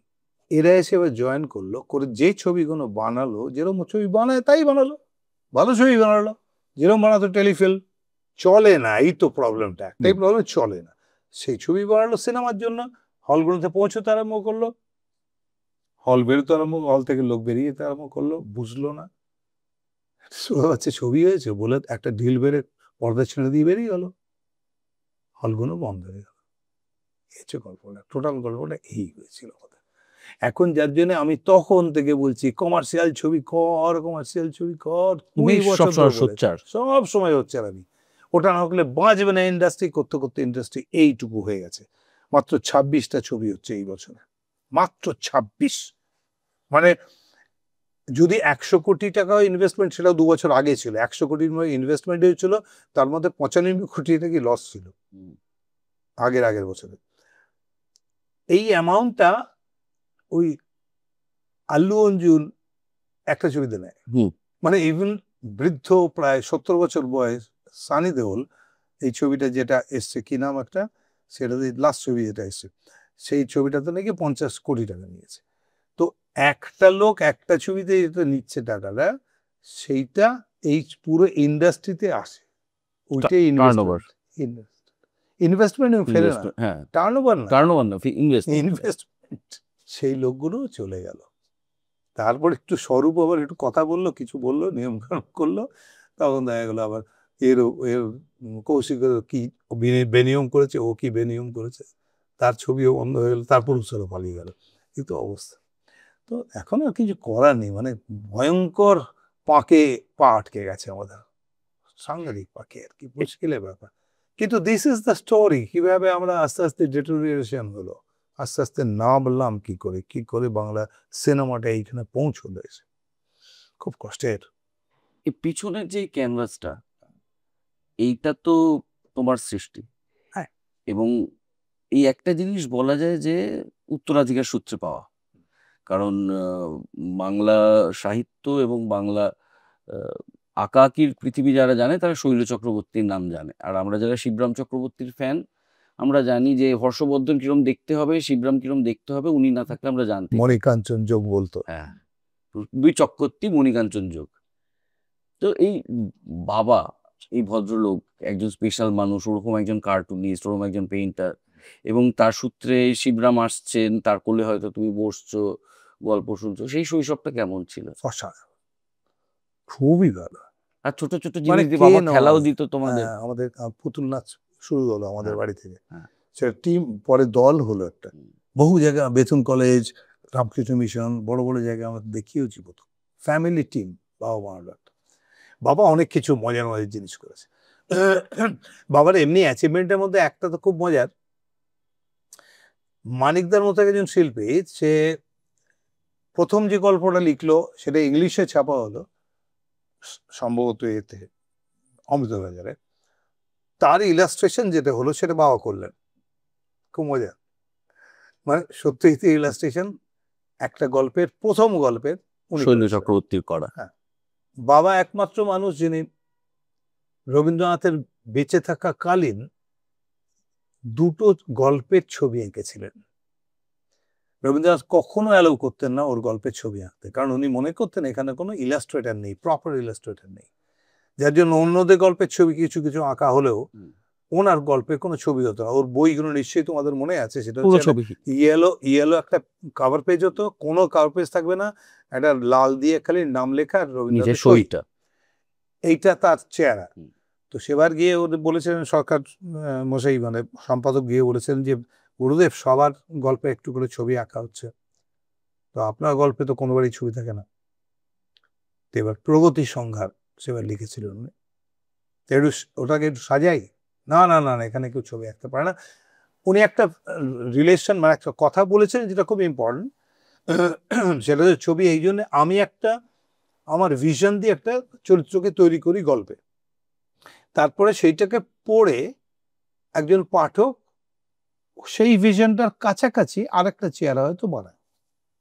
এখানে মাঝখানে যদি কোনো একজন ভুল লোক এসে ছবি এঁকে আবার ওই চেহারাটাকে আমারটাও নয় তাদেরটাও হলো না, কিছুই হলো না করে, তাহলে সবটা নষ্ট হয়ে যাবে। আমি ওদের কল্পনা শক্তির উপর ছেড়ে দিই মানুষ, সেই জন্য আমি চাই না। তখন বললো একটা ছবি আঁকিয়ে আনি, তারপরে আপনি দেখুন। তো তখন এসে বললো সুলভ আপনি আঁকুন তো। তো তখন প্রগতির সঙ্গে ছবি আঁকলেন, উনি দেখলেন বাবা এরকম আঁকতে পারে, হ্যাঁ এরকম আর্টিস্ট আছে, ছাপো। তারপরের বছর ল্যাবরেটরি, আবার বাবাকে বলা হলো, আবার আঁকলো, আবার পছন্দ করলো উনি, আবার ছাপা হলো। তো এই দুটি গল্পের ছবি আঁকার পর উনি একবার বাবাকে ডেকে পাঠালেন, বলে দেয়া করে ভালো আঁকে তো, এ তো খুব ভালো ইলাস্ট্রেশন করে, এরকম তো আমি জানতাম না। তো ডেকে পাঠালেন, লাজুক ছিল বলে এই ভিড়ের মধ্যে এক জায়গায় বসেছিলেন, ওই তখন পেছন দিকে বসেছিল। তারপরে কোনো সময় একটা সময় ডাকলেন, ডেকে বাবার নাকি আঙুলটা দিতে বলেছিলেন। দেখি হাতটা, হাতটা দেখতেও খুব সুন্দর ছিল, লম্বা লম্বা, হাতটা নিয়ে এরকম করে দেখলেন, আঙুলটা দেখলেন আর কি, ভালো, ব্যাস এইটুকুই কথা বলেছিলেন। বা তো কোনো কথা জিজ্ঞেস করেনি, কিছু হয়নি। তার বহু বছর বাদে মানিকদা হঠাৎ পুজোর সংখ্যা, এই যে সন্দেশে ছবি বেরোয়, তো ওটা একটা ওই যে প্যাকেজ ডিলের মতো বাবা তখন করতেন, একটা কবিতা ছড়া লিখতেন আর একটা এক পেজ কালার ছবি আঁকতেন। এটা শিশু সাহিত্য বার করতো, ও বার করতো, সে বার করতো, ওই মানে 5-6টা ম্যাগাজিনে পুজোর সঙ্গে থাকতো, সন্দেশও থাকতো। আর সন্দেশে আঁকছেন অনেকদিন ধরে। তখন সুবিনয় রায় তখন ছিলেন ওর কাকা, গড়পাড়ে থাকতো তখন। সেখানে গিয়ে বাবা ছবিগুলো দিয়ে আসতেন। তখন হাফ টোনের ছবি আঁকা হতো, ছবিটা ব্ল্যাক অ্যান্ড হোয়াইটে আঁকা হতো, আর ওপরে ট্রেসিং পেপার দিয়ে কালার স্কিমটা, ফুজি কালার পাওয়া যায়, চাইনিজ কালার, সেটা দিয়ে তুলে দিয়ে কালার স্কিমটা খালি ওই ওটার করে দিত অ্যাজ ইট ইজ, ওইটা আবার হাফ টোনেতে ওরা ওই কালারটাকে ইউজ করতো।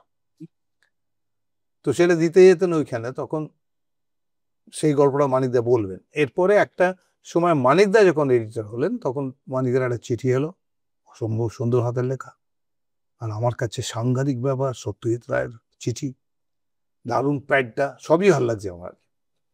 তাদের এসে লিখলো, এই গল্পটা তখন থাকি আর শৈলবাবু যেমন প্রত্যেকবার একটু এঁকে দেন, আমার একটু সাহায্য করেন, সেরকম এবার একটু যদি দেন। তো প্রত্যেকবার বাবাই দিতে যেত ওই ছবি। তখন এখানে চলে এসছে ওদের এই ট্রায়াঙ্গুলার পার্কে চলে এসছে।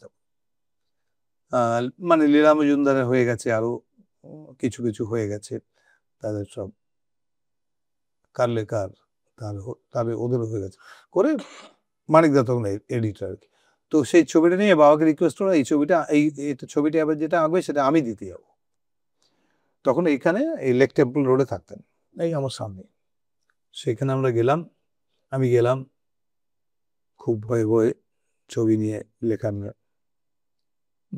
উঠলাম দোতলা,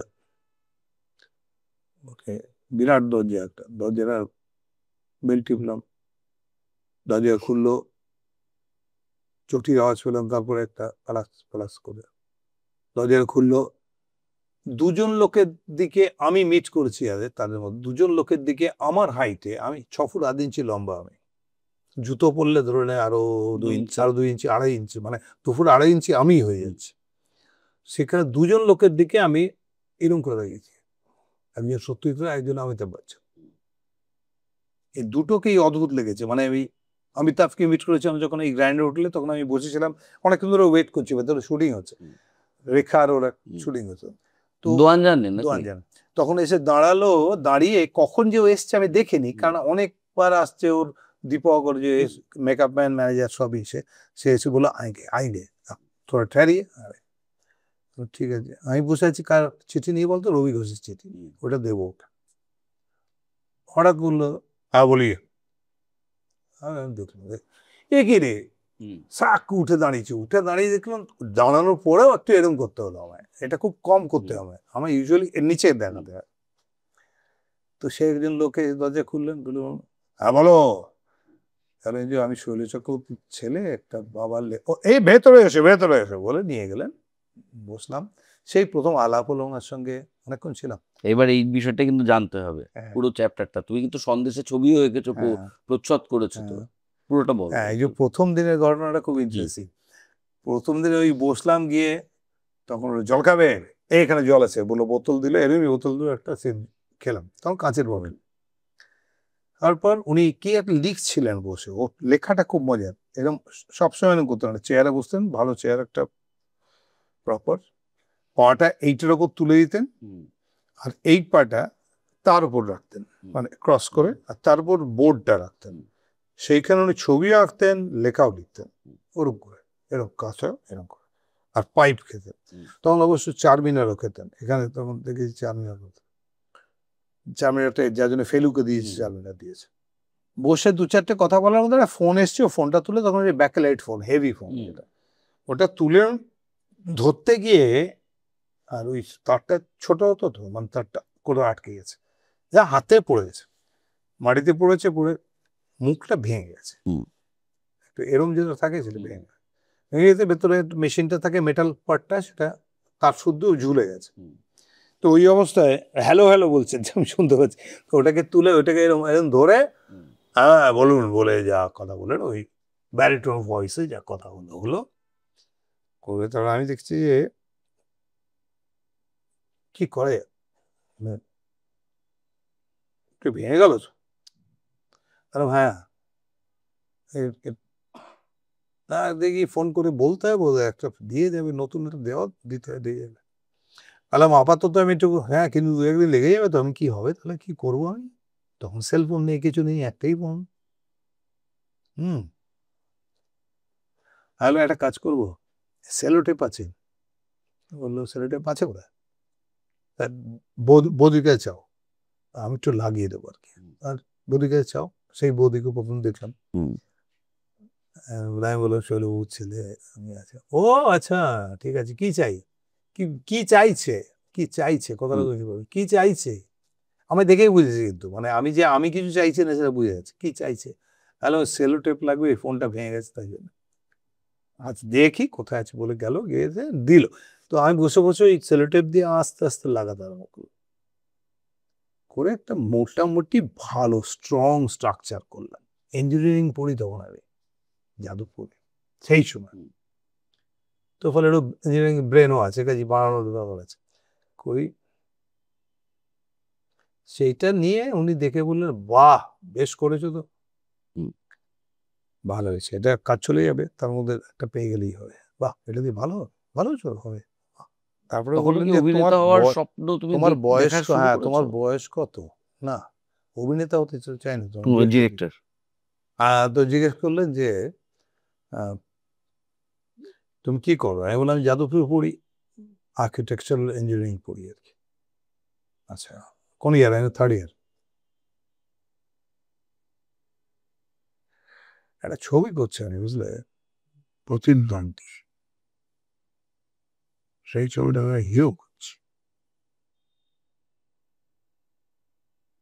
তুমি এটা করতে পারো, কিন্তু মনে হচ্ছে তোমার ভালো, কিন্তু একটা প্রবলেম হচ্ছে, এই গল্পতে ছেলেটি বসে আছে 3-4 বছর গ্র্যাজুয়েট হয়ে,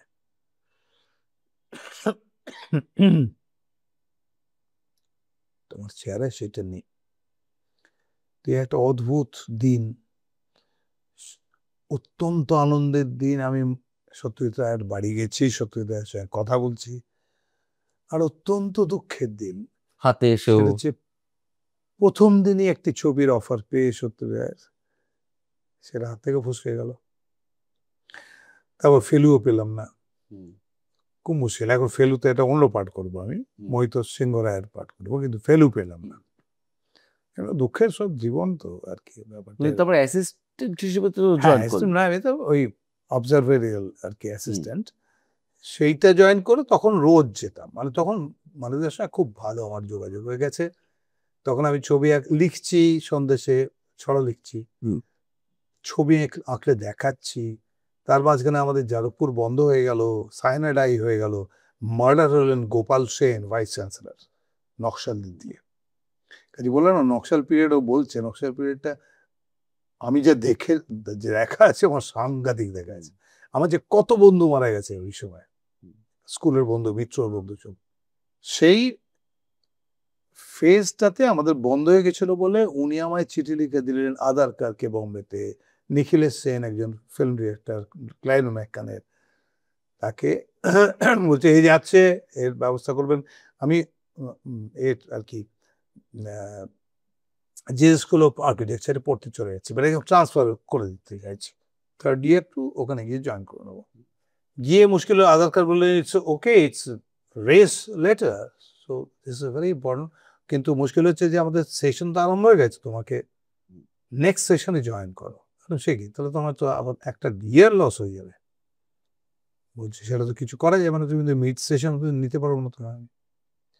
তো আমি তখন প্রায় 1.5 মাস ছিলাম, সবই গল্প, মানে বলতে আমার বললে না, তখন 1.5 মাস ছিলাম একটা হোটেলে, ছোট হোটেলে, এর বেঙ্গলি লজ, সেটা বিখ্যাত হোটেল, সব বাঙালি গেলে ওখানেই থাকে। 70 টাকা পার ডে দিতে হতো, তাতে সকালবেলার জল খাওয়া, ডিম ফিম নিয়ে, দুপুরের পুরো খাবার, থাকা, এরকম একটা ঘর দিত, প্লাইউড দিয়ে পার্টিশন পার্টিশন পার্টিশন, অনেক ঘর, একটা বেড দিত, একটা টেবিল দিত, টেবিল ল্যাম্প একটা, ওপরে একটা পাখা, বদ্ধ ঘর, একটা দরজা আছে, এখানে খুলে তুমি ঢুকলে, কিন্তু উপরটা খোলা, যেহেতু ওটা পার্টিশন করা মানে কিউবিকলস করা। 70 টাকায় থাকা খাওয়া বোম্বেতে, হ্যাঁ, 4 বেলা চা, ভাবতে পারছিস তুই কাণ্ডটা? সেই এটা তখনকার তুলনায়ও তো খুব সস্তা। 70, হ্যাঁ, খুব সস্তা, যার জন্য ওই সমস্ত বাঙালি ওখানে গেলে বাঙালিতে ভরা, মানে যারা সেলসম্যান আছে, পুনা ফুনা যাতায়াত করে, ইত্যাদি ইত্যাদি, সব সব ওখানে থাকে, ওখান থেকে আবার বেরিয়ে আবার চলে আসে, তার সঙ্গে আলাপ টালাপ হলো আর কি।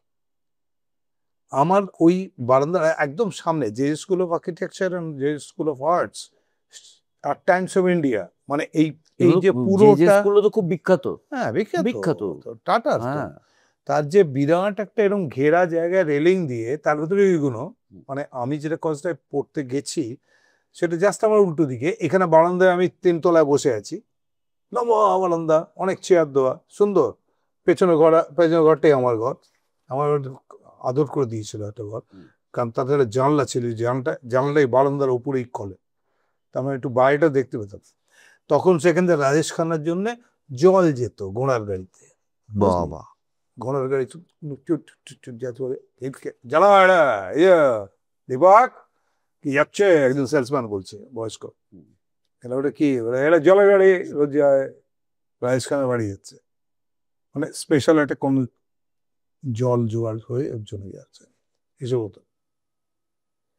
নিখিল এসেন, তিনি ফিল্ম ডিরেক্টর ছিলেন, অ্যাড ফিল্ম ডিরেক্টর ছিলেন, ম্যাককানের, তাকে দিলাম চিঠিটা, সে তো মানে সেটা নিয়ে দাঁড়িয়ে উঠে প্রণাম করছে সত্যজিতের চিঠি নিয়ে, এবং রেখেও দিল না আমাকে ফেরত, বলে এটা আমাকে থাকবে। ক্ল্যারিন ম্যাককানে কাজ করার সুযোগ পেলাম, টাইমস অফ ইন্ডিয়া কাজ করার সুযোগ পেলাম। মিকি প্যাটেল তখন ছবি আঁকেন, এটা তোরা দেখিস নি একসময়, মিকি প্যাটেলের ছবি পরে দেখেছিস কিছু, মিকি প্যাটেলের অদ্ভুত স্টাইলে ছবি আঁকে, তো সেই কার্টুন থাকতেন, তার সঙ্গে বসে গল্প টল্প, আমি ছবি নিয়ে গেছিলাম, আমার অনেক ছবি ছিল, সেগুলো দেখাচ্ছিল। তো এসব ইন্টারপপ বলে একটা কোম্পানি, সেখানে কাজ পেয়েছিলাম একটুখানি, কিন্তু বাবা বললো যদি এরকম অ্যাডভার্টাইজিং ফার্মে তোমায় কাজ করতে হয় 1 বছর, তাহলে ইউ বেটার কাম ব্যাক, এটা কলকাতায় করো। তো ওখান থেকে আবার চলে এলাম, চলে এসে যাদবপুরে আবার ঢোকানোর চেষ্টা করলো আমায়, ঢুকিয়ে দিল আবার। আমি অ্যাডভার্টাইজিং করতে চাইছিলাম, আর ঢুকতে চাইছিলাম করে, ফাইনালি 5th ইয়ারে গিয়ে পৌঁছালাম, তারপর আমার পার্সেন্টেজ কম হয়ে গেছিলো, যেহেতু আমি ছিলাম না অনেকদিন, তো আমার পরীক্ষা দেওয়াটা বন্ধ করে দিল। So I became an architect without paper, I don't have the paper, আমি কাগজটা তোমায় দেখাতে পারবো, পেপার চেজ আর কি। তো এরকম একটা গল্প আছে এদিকে, কিন্তু সবই মানিকদার কৃপায়। সেই মানিকদার একবার সিকিম ডকুমেন্টারি করতে যাচ্ছেন, তখন বললেন এবার কভার পেজটা তুমি করে দেবে। সত্যজিৎ রায় ছাড়া আজ পর্যন্ত আগে যা করেছে, সুকুমারের আঁকা ছবি ছিল, উপেন্দ্র কিশোরের ছবি ছিল কভার পেজে সন্দেশের, কিন্তু সত্যজিৎ রায় ছাড়া তারপরে কোনো কভার পেজ হয়নি। তো আমি I become the only artist in the world যে আদার দেন সত্যজিৎ রে সন্দেশের কভার পেজটা করতে পারলো, তার কৃপায়। তখন আমার 18 বছর বয়স। ফিরে এসে দেখলেন স্ট্রিপ কার্টুন করেছিলাম এটা, সেটা অ্যাপ্রুভ করলেন, ছাপা। তখন তোমার উপরে এত ভরসা করলেন কেন? হ্যাঁ, তখন অতটা বুঝিনি ব্যাপারটা যে কি কাণ্ডটা হচ্ছে, তারপরে আস্তে আস্তে বুঝতে পারলাম যে আমি কি করে ফেলেছি, কি করে ফেলেছি আমি একটা। কিন্তু ওরা ছবিতে কোন রাখেনি, একবার ডেকেছিলেন ওই লক্ষণের শক্তি সত্যজিৎ রায়ের হ্যাঁ সুকুমার রায়ের সুকুমার রায়ের documentary। ডকুমেন্টারিটাতে ওটাতে লক্ষণের শক্তি ছিল। আমি পুলুদা সবাই হুম, ছিল, হুম। কিন্তু এমনি আর্টিস্ট হিসেবে আমাকে কখনো ডাকেনি তোমরা। আচ্ছা, যেহেতু তুমি বিজ্ঞান নিয়ে এতটা চিরকাল মেতে থেকে ওইখানে ওইটা পয়েন্টটাতে একটা জিনিস বলে রাখি, যেহেতু আমি আর্টিস্ট হতে চাইনি সেই জন্য আজ পর্যন্ত কখনো আমি কাউকে বলিনি আমার একটা রোল দাও, শুরুতে কখনো না। তুমি সংবাদ পাঠক থেকেই চান্স পেয়ে গেলে। হ্যাঁ ওখান থেকে সংবাদ পাঠক হিসেবে ওখানে গিয়ে এরকম অভাবনীয় পপুলারিটি পাবে ভেবেছিলে? না, আমি পড়েছি আমার একদিন বসিয়ে দেওয়া হয়েছিল, কোনো ইয়ে হয়নি, ইন্টারভিউ হয়নি, কিচ্ছু হয়নি। জাস্ট আমি বাবার সঙ্গে গেছিলাম, কাজ করতাম, এটা অন্য প্রোগ্রাম হরে কম্বা হতো, আমাদের চপলে হয়েছে। হ্যাঁ ওইগুলোতে আমি কাজ করতাম, বাবা করতেন পাপেট নিয়ে তোমার করতেন। কি বাচিকের কিছু ট্রেনিং ছিল, না হলে এত শুরু থেকেই এত ভালো? আমি জানি না, ট্রেনিং তো মানে নাটক করতাম তো, নাটক তো হ্যাঁ। একটা ট্রেনিং তো বটেই। যাদবপুরে গ্রুপ থিয়েটার করতাম আমি, হুম। তারপর নিজের গ্রুপ ছিল, আমার প্রগতি ছিল একটা গ্রুপ ছিল। যাদবপুরে তো খুবই ভালো করতাম, এই পঙ্কজ শাহ ছিল, পঙ্কজ শাহ ডিরেকশনে করতাম, মানে যে দূরদর্শনের পঙ্কজ বাবু, মোহিত চট্টোপাধ্যায়, বাদুর সরকার, এইসব নাটক করতাম। কিন্তু এমনিতে বাচনের সুবিধা ছিল, আমরা পাপেট করতাম না, পাপেটে বহু গলা করতাম, আচ্ছা, রেকর্ডিং করতাম নাটকগুলো, তাতে আমার অনেক গলা থাকতো, ছোট কিন্তু তাও। এই পাপেটের এই গলা করা থেকে আমার মনে পড়ছে, একটা তুমি চিরঞ্জিতের খবর দিলে যে কেঁচো খুঁড়তে কেউটে বা মাস এর হিরো, আবার একটা দীপকদার খোঁজ দিলে যে চতুষ্কোণ করছে, কিন্তু চতুষ্কোণের গল্পের মধ্যে যে চরিত্রটা, সেটা কিন্তু না দীপকদা না চিরঞ্জিত, সে কিন্তু একটা অত্যন্ত কঠিন একটা, যে সিগারেটের যে গল্পটা, সিগারেট পাগল লোক, ওটা কিন্তু দীপককেও তুমি ব্র্যাকেটে রাখতে পারছো না, চিরঞ্জিতেও রাখতে ওই পারছো না। এক্সেলেন্সটা সাংঘাতিক, মানে অপর্ণা ওটাকে সাংঘাতিক অ্যাপ্রিশিয়েট করেছে, মানে কি আশ্চর্য চরিত্র এবং তার কি অভিনয়। বলো সিরিয়াসলি তোমাকে কোনোদিন কেউ ভাবেনি যে তুমি এটা করতে পারবে, মানে এই রোলটা করতে মানে ভাবেনি, চমকে গেছি বললেও মানে সেটা কম বলা হয়। ওটা কি পাপেট্রির সেই বললো না, ওটা ছোটবেলায়? দেখার পরে আমি সিঁড়িতে বসেছিলাম হলে, ওখানে বসেছিলাম চুপ করে কিছুক্ষণ, তো ওটা অদ্ভুত একটা ব্যাপার হয়েছিল।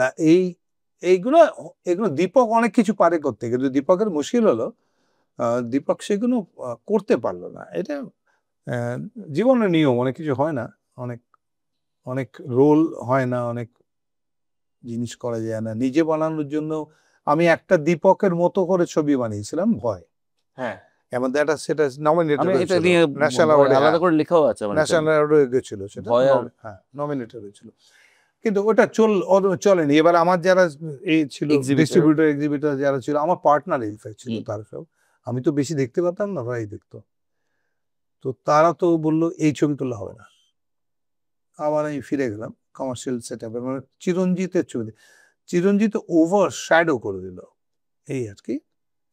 যদিও ওর কাছে কৃতজ্ঞ যে বয়সে কম, আমার থেকে ছোট, কিন্তু আমাকে খাইয়েছে পরিয়েছে, ওই আমার বিয়ে দিয়েছে, ও সবই করেছে, ও মেয়ের বিয়ে দিয়েছে, পড়াশোনা করে সবই করেছে, এখনো প্লেন ফ্লেনে চড়ায়, সবই বিজনেস ক্লাসেই চড়ায়, এসব করে, তো সেইগুলো কিন্তু চিরঞ্জিত করে, কিন্তু চিরঞ্জিত যখন কেকুকেটা অ্যাপ্লাই করে, সেটা লোকে জানছে চিরঞ্জিত করছে, কিন্তু তার পিছনেও তো দীপকের বিশাল ভূমিকা সবসময় থাকবে, কিন্তু সেটা লোকে বোঝে না, মানুষটা নির্দেশক হয়েছে এবং বুঝতে পারছে যে ভয় করলে এটা হবে না, তো আমি বসে রাজাটা করে দেবো। সবচেয়ে ইম্পর্টেন্ট হচ্ছে মর্যাদা, যেটা ডায়ালগটা ওই বউয়ালে, মানে ফার্স্ট স্ক্রিপ্ট অ্যান্ড ডায়ালগে এই মেনকাতে টকিশো হাউসে প্রাচীতে 9 উইকস সিলভার জুবিলি করেছে, এই রেকর্ডগুলো কেউ জানে না, মানে রাখে না কেউ, যে একজন অ্যাক্টর সেই এই কাণ্ডটা করেছিল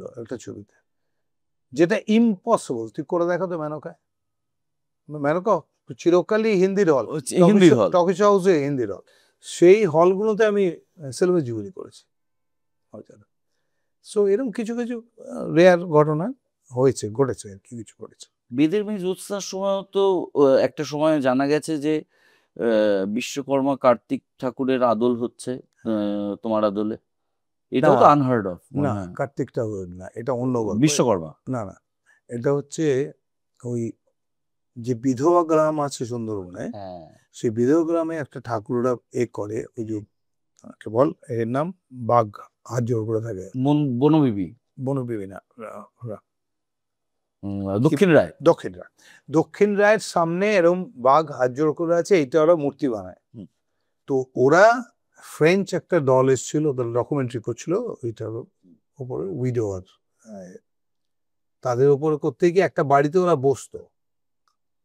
সেই বাড়ি তাদের দুটো জিনিস দেখে এসেছিল, একজন ছিল ওদের সঙ্গে গেছিল, সে অ্যাসিস্ট করছিল, হেল্প করছিল। দেখেছিল একটা দরজা বন্ধ থাকে, প্রায় ভেজানো থাকে, সেই ঘরটায় ওরা বাড়ির কেউ থাকে না, কিন্তু তারপর আলো ফালো জ্বেলে ওরা কিছু করে, ক্লিন করে বা কিছু করে, ধূপ দেয় না কি দেয় সেটা বলে। আমরা এখানে দাওয়ায় বসে ওটা আমি দেখতাম। তারপরে স্কুলে একটা কার ঘর, মানে তোমরা থাকো না, ওটা দাদার ঘর। দাদা কোথায় থাকে? দাদা প্লাস্টিকের কারখানায় কাজ করে পাকসার কাছে, ওখান থেকে এসে এখানে থাকে। ওর একটা ঘর আছে ওখানে রাখা, ও রোজগারটা ভালো করে, সেটাতে সংসারে দেয়। সেই ঘরে একদিন ওদের পারমিশনে ঢুকে দেখলাম পুরো ঘরটাতে শুধু আপনার ছবি, কাটা ছবি রয়েছে, মানে বোধহয় 100 ছবি রয়েছে। বুঝলাম যে খুব প্রচন্ড ভক্ত হয়েছিল রাখবা। তারপরে দেখলাম ওর বাবা ওই ঠাকুরটা বানায়, 100 টাকার ঠাকুর, মাটি দিয়ে ওটা বানায়, দক্ষিণ রায় আর বাঘ। বাঘের আবার থাকে, ওইটা আবার বাঘের কাঁধে সাদা চাদর থাকে, এইসব থাকে। সেইটা মুখ দেখে আমি বললাম এটা, এই মুখটা তো ওয়ের মতো, চিরঞ্জিতের মতো, মানে জাস্ট বললাম। তখন বলছে হ্যাঁ তাই তো, এটা তো বলা আছে, দাদার বলা আছে। এইটা সব এখানে সবাই ওর মুখ কপি করে এখন। সমস্ত দক্ষিণ রায়েরই এই গোপের মাঝখানটা ফাঁক, এরও আপনার মতো চুল, ওরম চুল, বড় চুল একটু, একদম পুরো ওরম। সে এসে আমার রিপোর্টটা দিল যে কি আশ্চর্য লেগেছে, আপনি একদিন ওদের ওখানে যাবেন, এরা পাগল, আর ফিরতে পারবো না ওখানে গেলে। এই একটা অদ্ভুত ঘটনা ঘটেছে, কারুর বোধহয় কখনো এটা হয়নি। বেতের মেয়ে জোসটা যে এরকম একটা ফেনোমেনা হবে, ইতিহাস সৃষ্টি জানা করবে, ছিল, কারণ হচ্ছে বাংলাদেশে তার আগে হয়েছে। মনে হয়েছে সুপার হিট, ওখানে তো সুপার ডুপার, আজ পর্যন্ত যা আমাদের এখানে ওটা ওদের ফেনোমেনাল হিট আর কি। মাটির গল্পের মধ্যেই একটা, মানে এইটা একটা জিনিস একে জিজ্ঞেস করলে বুঝতে পারবি, অনামিকা শাহ, ওরা যখন ওকে তাচ্ছিল্য করছিল যাত্রা ছবি বলে বলতো কথাটা, ও সোমা মুখার্জি এরা সব বলতো, তখন এগুলো অনামিকা একটা জিনিস তোমায় বলে রাখি তোমাদের, এই ছবিটা সুপার ডুপার হবে, একদিন এই ছবিটার নামে তোমাদের পরিচয় হবে, এটা দেখে নেবে তুমি। কারণ ছবিটা আমি ওর একটা ক্যাসেট দেখিয়েছিল আমার প্রডিউসার, সেই ক্যাসেটটা দেখে আমার মনে হয়েছিল, মানে ওই ক্যাসেটটা দেখতে দেখতে রত্না আমার বউটো সব উঠে চলে গেল, মানে এত জঘন্য। কিন্তু আমি দেখলাম, কারণ করবো ছবিটা, ভাই তখন বলে 1 লাখ টাকা না 2 লাখ টাকা নিই, আমি করবো ছবি। দেখে আমি বুঝে গেলাম, যেহেতু আমি স্ক্রিপ্ট বুঝি সেজন্য বুঝে গেলাম।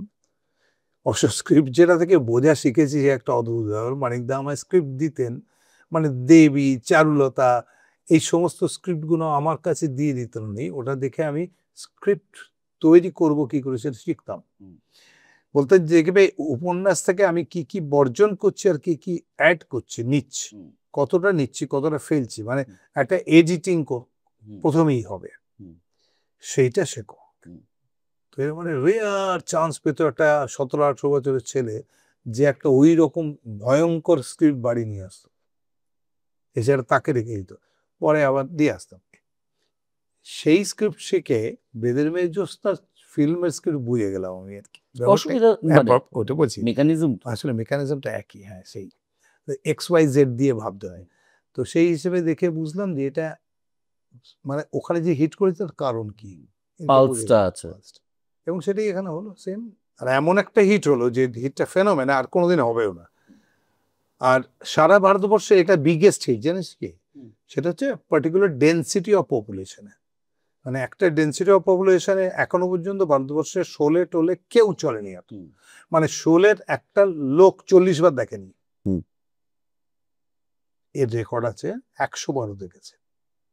এবং সে এসেছিল আমার সঙ্গে দেখা করতে, নিচে গিয়ে দেখা করেছিল। সে 100 টাইমস দেখেছে, বলে আমি 75 বার আমি দেখেছি।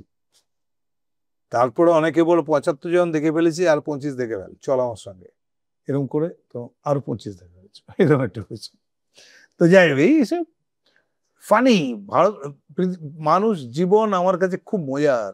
আমাদের ইন্ডাস্ট্রিটা এখন অনেক বেশি রিল্যাক্সড। মানে আমি যদি তোকে এখন বলতে আরম্ভ করি, ধর এখন যদি কোয়ান্টাম ফিজিক্স নিয়ে একটু বলি কথা, যদি গডস পার্টিকেল নিয়ে কথা বলি, সেটাও আস্তে আস্তেই বলবো আমি, কোনো গুরু গম্ভীর হয়ে দাড়িতে হাত বুলিয়ে বলবো না, শক্ত শক্তভাবে বলবো না, সিম্পল ইজি বলবো। আইনস্টাইনের থিওরি অফ রিলেটিভিটি তোকে এক্ষুনি বলে দেবো, দুটো এক্সাম্পল যেটা সারা জীবন শেখাতে পারবি লোককে। একটা ফাংশনে গেছি আমি, ওরকম 30-40 হাজার লোক আছে মিদনাপুরে, সেই ফাংশনে আমি কি বোঝাচ্ছি জানিস তাদের? রাত্রিবেলা 1টার সময় তারা তখন রাম ঢালছে আর খাচ্ছে, কিন্তু বেশিরভাগ বসে গেছে, যা হয়। তারপর আমার পড়া এবার কার আছে, ঋতুপর্ণার নাচ আছে, তাদের আমি বোঝাচ্ছি আইনস্টাইন বলে একজনের নাম আছে, শুনেছো তোমরা? অনেকে বলে হ্যাঁ, তাহলে সবাই শোনোনি, কিন্তু অনেকেই শুনেছো। তোমরা লতা মঙ্গেশকরকে চেনো কি করে? গান গায়। অমিতাভ বচ্চন সিনেমা করে। সচিন তেন্ডুলকার ক্রিকেট খেলে। আইনস্টাইন নাম সারা পৃথিবীর বহু বহু লোক জানে, এবং তাকে বলা হয় পৃথিবীর আজ পর্যন্ত শ্রেষ্ঠ সায়েন্টিস্ট। কি জন্য চেনো তাকে? সব চুপ। একটা ছেলে এখান থেকে উঠলো, স্টুডেন্ট, অবভিয়াসলি উঠে বললো general theory of relativity. Correct, তুমি জানো? সবাই জানো না, জানার কথাও না, কিন্তু ও জানে। এবার আমাকে কেউ কেউ বোঝাতে পারবে জিনিসটা কি? খায় না মাথায় দেয় এই জেনারেল থিওরি অফ রিলেটিভিটিতে জিনিসটা কি? তোমরা তো গান শুনে বুঝতে পারো, সিনেমা দেখে বুঝতে পারো, ক্রিকেট খেলা দেখে বুঝতে পারো, ভালো একজন লেখকের গল্প পড়ে বুঝতে পারো, সবগুলো বোঝা যায়। এ কি করেছে, জিনিসটা কি বোঝাতে পারবে? এরা সব চুপ করে আছে। আমি একটা কথা বলি, তোমাদের রাইট আছে পড়াশোনা করার, তোমাদের রাইট আছে যে কোনো প্রশ্নের উত্তর পাওয়ার, সেটা তোমাদের রাইট। সেই রাইটটার জন্য আমি তোমাদের আজকে একটুখানি বলে দিই, যেটা সারা জীবন বলতে পারবে। Einstein general theory of relativity লিখেছেন 6 পাতাতে, তাতে তিনি নোবেল প্রাইজ পেয়েছেন। জিনিসটা কি কাউকে যদি জিজ্ঞেস করো, তাহলে is equals to MC square, এটা বলবে। বলে তার নানা রকম সায়েন্টিফিক এক্সাম্পল, ম্যাথমেটিক্স বলতে আরম্ভ করবে, যে তুমি বুঝতে পারবে না কিন্তু জিনিসটা কি, জিনিসটা। তখন এই জিনিসটা হচ্ছে সিম্পল, তোমরা জেনে নাও। ধরো মাঠের মাঝখানে তুমি দাঁড়িয়ে আছো, আর তোমার চারপাশে একটা ট্র্যাক আছে, সেই ট্র্যাকটা দিয়ে একটা জিপ ঘুরছে, জিপে তোমার বন্ধু আছে, আর ড্রাইভার চালাচ্ছে, সেটা ঘুরছে, আর তুমিও ঘুরছো, দেখছো। তোমার বন্ধুটি একটা বল নিয়ে বা আপেল নিয়ে এরকম ছুটছে আর লুপছে, ছুটছে লুপছে, গাড়ি চলছে, তার উপর বসে চলছে লুপছে।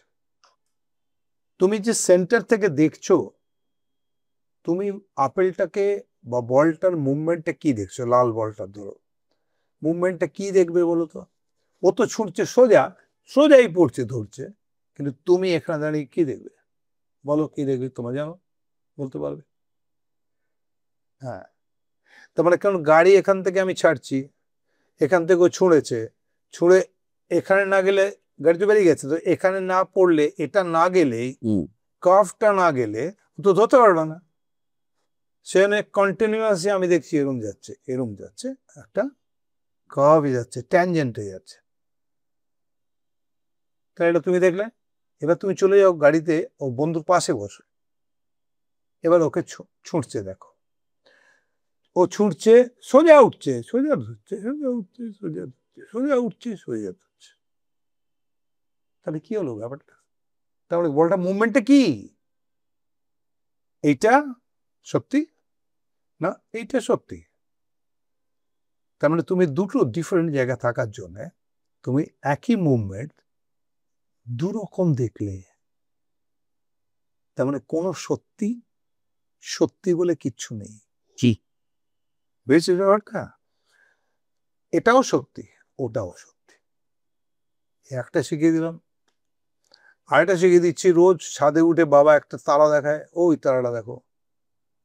অনেক তারা তো কমন হয়, সেরকম একটা তারা দেখছো তুমি ওইখানে পশ্চিম আকাশে বা পূব আকাশে দেখছো তারা।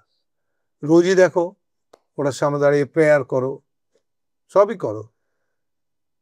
কিন্তু একদিন তোমার বন্ধু এসে বললো, কোন তারাটা? তুই এখানে তারা দেখি রোজ প্রেয়ার করি, বুঝলি, বাবা তো মারা গেছে। এরকম কই, কত বছর হলো তোর বয়স? 50 হয়ে গেল। আচ্ছা, তুই ওই তারাটাকে, কোন তারাটা বলতো? ওই তারাটার নাম এই, মানে সে ধরো জানে, জ্যোতির্বিজ্ঞান সে পড়েছে, সে হলো ওই তারাটার নাম। কিন্তু এই তুই নাম জানিস কি? বলে হ্যাঁ বাবা বলেছিল এইটা এই, মানে আমরা যেমন জানি না সপ্তর্ষি জানি, অমুক জানি, সেরকম একটা তারা ওটা। বললো ওইটা ওইটা ওই তারাটা তো, ওই তারাটা কিন্তু নেই, মারা গেছে। মানে কি হয়েছে? পাওয়ালো ওইটা রয়েছে। বলে হ্যাঁ ওটা আছে, ওর আলোটা বেঁচে আছে, ওর আলোটা আসছে। ওরা আলোটা আসছে। তো তোমাদের অত কিছু আমি এখন ডিটেল বললে তোমরা বুঝতে পারবে না। আমি বলছি একটা তারা এত দূরে আছে, সেখান থেকে একটা আলো জ্বালছে, মানে জ্বলছে, এটা সেটা তোমার চোখে আসতে ধরো 50 বছর লাগছে বা 100 বছর লাগছে। তো 100 বছর আগে যে লাইটটা ছেড়েছিল সেটা তুমি এখন পাচ্ছ আর ওকে দেখতে পাচ্ছ, এবং আরো 50 বছর তুমি মরে যাবে, তাও কিন্তু তার থেকে যাচ্ছে। তারপরে কোনো একদিন ও থাকবে না, তোমার লাইফ টাইম, হয়তো তোমার ছেলের লাইফ টাইম, তাও চলে যাবে, সেও দেখতে পাবে এটা। তাহলে কোনটা সত্যি? তারটা আছে না তারটা নেই? সো সার্কামস্টান্সেস, সমস্ত পরিবেশ সিচুয়েশনের উপর ডিপেন্ড করছে কোনটা সত্যি। সেই সত্যিটার যে রিলেটিভিটি, এটা রিলেটিভ টু দিস, সেইটা থিওরিটা আইনস্টাইন বার করেছে। এবার তোমরা বুঝে গেলে যেটা বলবো, কাকে বলছি বলতো তখন? মানে একটা ফাংশন তোরা তো আমি করিস, জানি। মাচা এই তো করলি সেদিনও, এই আমিও গেলাম, এই ঝাড়গ্রামে করে এলাম 8 তারিখে। তো সেই মাচাটা এইটা শুনছে বসে চুপ করে, সেটা ম্যাগনেটিজম দরকার। এইটা এইটা এইটা আমার আছে, এটা আমি পারি করতে। আমি বেরিয়ে আসার পরে এরা বলছে, দাদা কি করে পারেন আপনি? যদি 4 ঘন্টা কথা বলেন, 4 ঘন্টাই চুপ করে শুনে যাবে না। এবং তারপরে হয়েওছে প্রবলেম। আমরা বেরিয়ে এসে চটিতে ধাবায় খাবার খাচ্ছিলাম, সেখানে দেখলাম এসে গেল উত্তম দাস আর এই তোচন। তোরা চলে এলি না, ফাংশন চলেছে, ঋতু উঠেছে তো না, ঢিল মারছে। মানে কি হচ্ছে, এরপরে যে নাচ গান আরম্ভ হয়েছে না, ওটা নিচ্ছে না, পরিবেশটা বদলে গেছে। So I love educating people, যেটুকু আমি জানি। আমরা প্রায় শেষের দিকেই চলে এসেছি। তোমার সাথে কথা বললে এত এত কিছু শেষ হবে থাকে যে শেষ হয়। আমার একটা খুবই প্রশ্ন করতে ইচ্ছে করে, তুমি এতটা সায়েন্সের প্রতি তোমার প্রেম, ভালোবাসা, উৎসাহ, এবং আঁকা তোমার ক্যাথারসিসের জায়গা, মুক্তির জায়গা। তুমি আঁকায় বিজ্ঞানে আঁকা, আঁকা কিন্তু দীপক। হ্যাঁ, এই আঁকায় বিজ্ঞানটা খোঁজো, আঁকার মধ্যে তুমি তোমার বিজ্ঞানকে প্রয়োগ করো। হ্যাঁ নিশ্চয়ই। যে কোনো তো, যে হাইলাইট অ্যান্ড সাবডিউড, এইটাই তো সায়েন্স, এটাই জীবনও। জীবন একটা মজার, তুমি সাবডিউট হয়ে যাও কোনো সময়, কোনো সময় তুমি হাইলাইটেড হয়ে যাও, উজ্জ্বল হয়ে ওঠো। তুমি স্টেজে ওঠো উজ্জ্বল, আর স্টেজে ওঠার আগে তুমি এরকম করে বসেছিলে জোর করে, আরেকজন গান গাইছো, কিছুই জানো না। সো এভরিথিং, এই পুরোটা, এর ভেতরে পুরোটা সায়েন্স আছে। একটা মেশিন চাললে তবে সেটা চলতে আরম্ভ করে, বনবন করে ঘুরতে আরম্ভ করে, অফ করে দিলে চুপ করে বসে থাকে। তো এই জিনিসটা সমস্ত জিনিসে আছে, সব সময় আছে। আর একটা কথা যেটা খুব ইম্পর্টেন্ট আমার একটু বলা দরকার, সেটা বোধহয় সবারই একটুখানি শুনলে মজা লাগবে। সত্যেন বোস সম্বন্ধে একটু বলছি। সত্যেন বোস এত বড় একজন সায়েন্টিস্ট ছিলেন, কিন্তু তাকে সেই সম্মানটা দিল না পৃথিবী, কিন্তু উনি কেড়ে নিলেন আলটিমেটলি বোসন। বোসান। এই যে বোসন যেটা মানতে রাজি হলো সারা পৃথিবী, সেইটা ওনার আবিষ্কৃত জিনিস, কিন্তু ওকে নোবেল প্রাইজ দেওয়া হলো না, তাও অস্তমাস্ত দেওয়া হলো না, অপমান করা হলো তাকে। বয়ে গেছে ওনার অবশ্য, কি এটা মজা হচ্ছে যে যখন আমরা ফাইনালি এরকম একটা কণায় পৌঁছলাম, সেই কণাটা লোকে বলে না যে সায়েন্স মানি, তাহলে ভগবান ভগবান এসব কিচ্ছু নেই। ভগবান আবার কি? এই সায়েন্স এতদিন বলে আসছিল, বেশিরভাগ কম জানা সায়েন্টিস্টরাও বলে আসছিল, টিচাররা বলে আসছিল, সবই বলে। তোমরা নিশ্চয়ই অনেকেই আছে যারা বলে ভগবান মানো কি? সবাই মানিস? এত মানে না, ওটা ও মানে না। তার মানে ভগবান মানে না, লোক অনেক আছে। কি মানে? সায়েন্স মানে, ম্যাথমেটিক্স মানে। সেই সায়েন্স মানে ওর যে ভগবান মানে সায়েন্স, সে মেনে নিয়েছে গডকে। প্রথম পৃথিবীতে ঘটনা ঘটলো সেটা হচ্ছে সেই ছোট্ট কণাটা যেটা আমরা আবিষ্কার করেছি, যেটা এখন দেখতে পাইনি আমরা, তার নাম দেওয়া হলো গডস পার্টিকেল। কেমন অদ্ভুত লাগছে ভাবতে না? আমরা কি আবিষ্কার করলাম কণাটা দিয়ে? সেটা হচ্ছে সমস্ত ব্রহ্মাণ্ডের যত কিছু বস্তু আছে সব তো আসলে তো যে কোনো মাস, সেটা আসলে এনার্জি। এই এনার্জি কণা, এই এনার্জিতে এক্ষুনি এই মুহূর্তে আমার বডির ভেতর ঢুকছে, বেরিয়ে যাচ্ছে। মানে সে পুরো বিচরণ করছে, এখান থেকে সে চলে যাবে হয়তো নিউ ইয়র্কে আবার, মানে এরকম হচ্ছে ব্যাপারটা। সমস্ত পৃথিবীতে কোথাও কোনো শূন্যতা নেই, পুরো জিনিসটা কিন্তু এই কণা আছে, স্পঞ্জি একটা জিনিস, সেটা দিয়ে ভরা, শূন্যটাও ভরা, সেটা দিয়ে শূন্য বলে কিছু হয় না। আর এইটা আমার মধ্যে যখন ঢুকছে তখন আমার এই হাতটা হয়ে যাচ্ছে, আবার হাতটা এখান থেকে বেরিয়ে যখন চলে যাচ্ছে তখন ওকে ছেড়ে দিয়ে চলে যাচ্ছে। ক্যামেরার মধ্যে আছে, এটাতে আছে, ওটাতে আছে, চাঁদে আছে, সূর্যে আছে, তারায় আছে, সর্বত্র আছে, পাতায় আছে। তাহলে এটা হচ্ছে কি করে? এটা থাকছে কি করে ফর্মেশনটা? এই জন্য থাকছে ওই যেটা আগে একটা এক্সাম্পল দিয়েছিলাম, সেরকমই একটা জলকে নিয়ে পার্টিকুলার টেম্পারেচারে যদি আমি একটা ফ্রিজে ঢোকাই তবে সেটা বরফ হয়। তো তেমনই এখানে ঢুকে একটা টেম্পারেচার, একটা কন্ডিশনিং এর মধ্যে যাচ্ছে, যাতে পাতা হচ্ছে, যাতে আমি হচ্ছে। এই সমস্ত প্রসেসটার মধ্যে কিন্তু ও যাচ্ছে আর আসছে, আর যাচ্ছে আর আসছে। ডিজিটাল কণা যেমন আমরা দেখি টিভিতে যেমন দেখি ইত্যাদি, ছবি যেমন বানাই ডিজিটালি ডটস দিয়ে হয়, সেটার এক্সট্রিম সেই এনার্জি। কিন্তু এই তাই থেকেই তখন বলা হলো যে কোনো বস্তু বলে কিছু জিনিস হয় না, যে কোনো মাস চুরি হয় সেটাও কিন্তু আসলে এনার্জি। আর যেটা বলছিলাম সেটার উপর আরেকটা কথা না বললে বোধহয় অসম্পূর্ণ থাকে, সেটা হচ্ছে এই গডস পার্টিকেল যেটাকে বলছি আমরা, মানে কণার কণা আর কি, এর থেকে ছোট হতে পারে না কিছু একটা, সেটাও এনার্জি। কিরকম অবাক লাগছে আজকে গডস পার্টিকেল বলা হচ্ছে যেটাকে, সেটার নাম গড দিয়েছে সারা পৃথিবী। কিন্তু মজা হচ্ছে বহু বহু বহু বহু বছর আগে ভারতবর্ষ এটা আগেই বলে দিয়েছে যে প্রতিটি ধূলি কণাতে ঈশ্বর বিরাজ করে। তারা যে ধূলিকণা বলেছে, আমাদের আইডিয়াতে হয়তো সত্যি সত্যি ধূলিকণা ভাবছে, বাট ইটস নট দ্যাট। তারা বলেছিল আলটিমেট পার্টিকেল যেটা, সেটার মধ্যে ঈশ্বর বিরাজ করেন। ঈশ্বর কিসে নেই? সর্বত্র আছে। এটা বিরাট কথা, সেটা এত বছর বাদে ওই আবার ডিসকভার করলো। আমি ওই জন্য ডিসকভার করি, যে কারণে বিশ্বকবিও বলছেন বিশ্ব ভরা প্রাণ। হ্যাঁ, সূর্য তারা থেকে শুরু করে সবার মধ্যে একই একদম তাই। প্রত্যেকে বলেছে যে একটা কুষ্ঠরোগীর কাছে গিয়ে পা ধুইয়ে দিচ্ছে, সেও তো জানে এ ভগবান, সে বুদ্ধদেব হন আর যেই হয়। শেষ প্রশ্ন, এই যে মানুষটার সাথে এতক্ষণ আমরা কথা বললাম, তাকে যখন তুমি সেই সময়টা যখন তুমি কাজ করছো, দিনে 3টে শিফটে কাজ করতে হচ্ছে, 4টে শিফট, না না, আমি অত কাজ করি, তাও প্রচুর সময় কাটাতে হচ্ছে ইন্ডাস্ট্রি। অনেক ছবি করেছি। নিজের মেধা, নিজের এই পড়াশোনা নিয়ে সবার সাথে মিশতে ঝামেলা হতো না? হয় একটু, এখনো হয়। সেটা হচ্ছে যে কোনো লোকের সঙ্গে বসে কিন্তু আমি একটু গল্প করতে পারবো না, এটা মুশকিল আছে।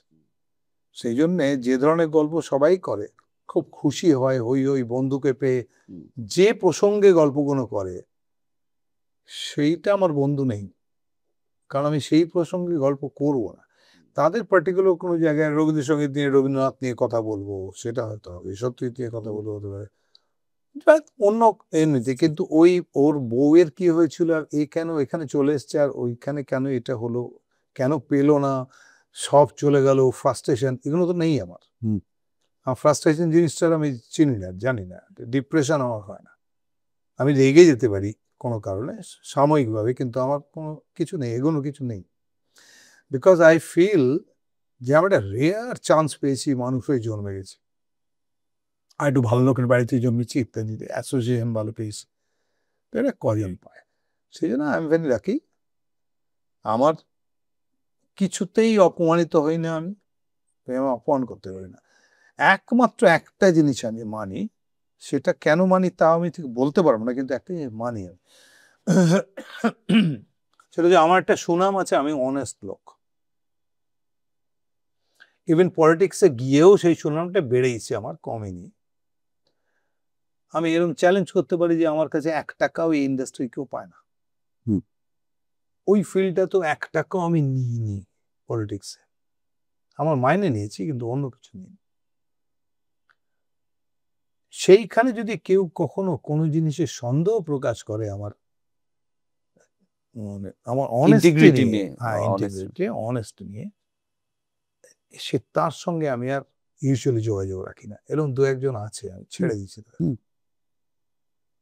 একদম কেটে দিয়েছি। ধর একজনকে পেমেন্ট করব, আমি পেমেন্ট করছি তাকে, তার কাজ হচ্ছে, তো তার একটা লাস্ট ডেট হচ্ছে, আজকে শেষ হবে, গান দর করেছি আমি, সিডি হয়েছে, তো লাস্ট ডেট অফ পেমেন্ট, সেইখানে একজন আমায় বললো যে করছিল আমার সঙ্গে কাজটা, সে বললো আজকে কিন্তু ফুল পেমেন্টটা দিয়ে দেবেন আমায়, মানে ধর 7,500 টাকা বাকি আছে লাস্ট। তো আমি এতদিন পর্যন্ত তাকে অনেক, হয়তো 2-1 লাখ টাকা দিয়ে দিয়েছি অলরেডি।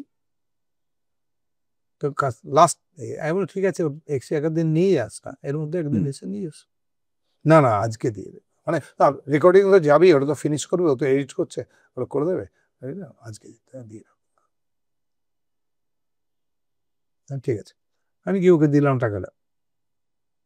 তার সঙ্গে আমি খুব স্বাভাবিক নই, নর্মাল নই আমি, কারণ ও ও অবিশ্বাস করেছিল আমার সততাকে। মানে আজকে যদি মিস হয়ে যায়, ও মিস করলেও কিছু করতে পারতো না, কিন্তু কিন্তু তবু তাও বললো কেন, তাতে আরো খারাপ লাগছে আমার। তুই যদি আমায় ধরে জোর করে টাকাটা না নিতে পারিস, বা কাজটাই দিবি না আমায়, এরকম যদি করতে পারতিস, তারও মানে হতো। কিন্তু শুধু এটা বললি কেন যে আজকেই দিতে হবে।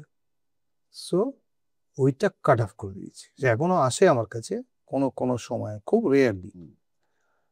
আরেকজন আছে, সেই ছেলেটাও করেছিল, একটা শো পেয়েছি আমি, যাচ্ছি, সেই শোটা কত হয়েছে, বললো আমি যাবো, আমায় নিয়ে যাও, তোমার আমার কাজ নেই। তো একটা বন্ধু, ওদের সঙ্গে কথা বললাম, বলে বলো আমাদের দরকার নেই তো তাকে, যাক গে কিছু দিয়ে দাও ওকে, কিছু 3,000 টাকা দিতে পারবে, কিরে হবে 3,000 টাকা, বলে হ্যাঁ ঠিক আছে, দিয়ে নিয়ে গেল।